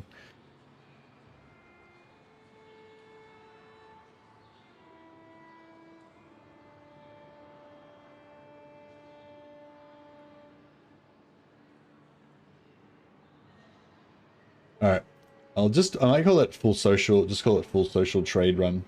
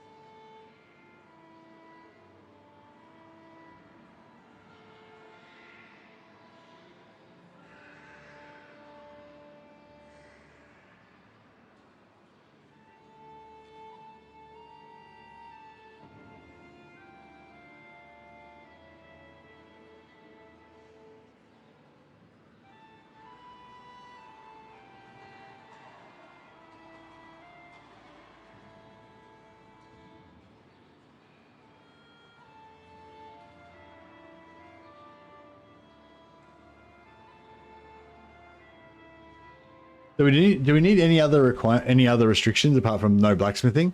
I think no blacksmithing, if you're going to do a trade run, I've realized is pretty important, because you need to, it needs to be about making money. So it needs to be somewhat hard to make money. It can't be like super easy to make money.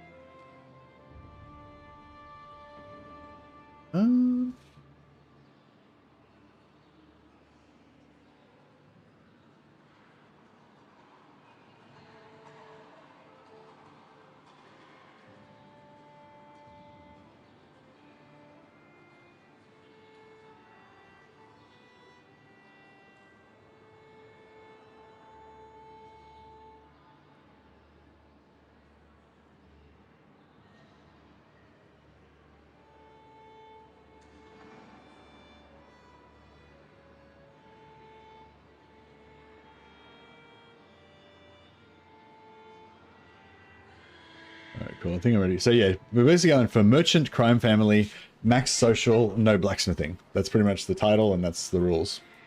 So hopefully that makes sense.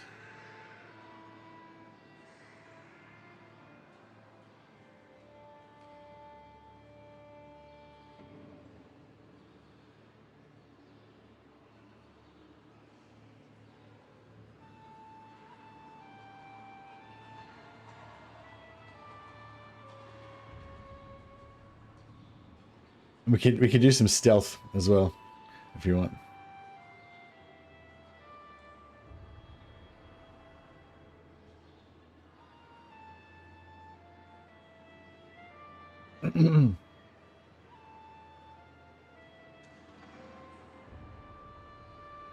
Alrighty, I think we're ready. Raiding like a true Viking.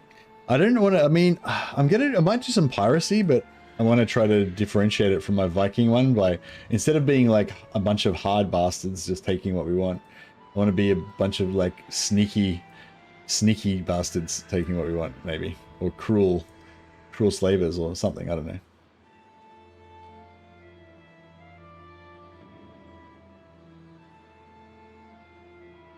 All right, so we're gonna start a trade campaign. So I just started a new stream. And when I play as a trader, I'm going to go for like max social. I want to go for like 10 social. So we can get like 250 leadership for +1 companion, 250 charm +1 companion, and like max trade. I think 300 trade is it that you get the ability to trade cities and stuff. And just try to like you know, use our massive wealth to influence the world, and maybe we can try and prop up different factions and stuff, or figure out what's going to be most advantageous for our trade empire. We're going to go for no blacksmithing. No blacksmithing ASMR, yeah, no blacksmithing, at least no blacksmithing for money. At some point I might get into some like blacksmithing as a hobby to like make some special things or something, but I'm probably just going to go straight no blacksmithing at all for this one, because otherwise it just makes it a bit too complicated. But the main point being, like, I think the whole fun thing about a merchant playthrough, I guess, is like figuring out how to make money. So yeah, so anyway, so first thing we're going to decide about is which race we're going to go for. So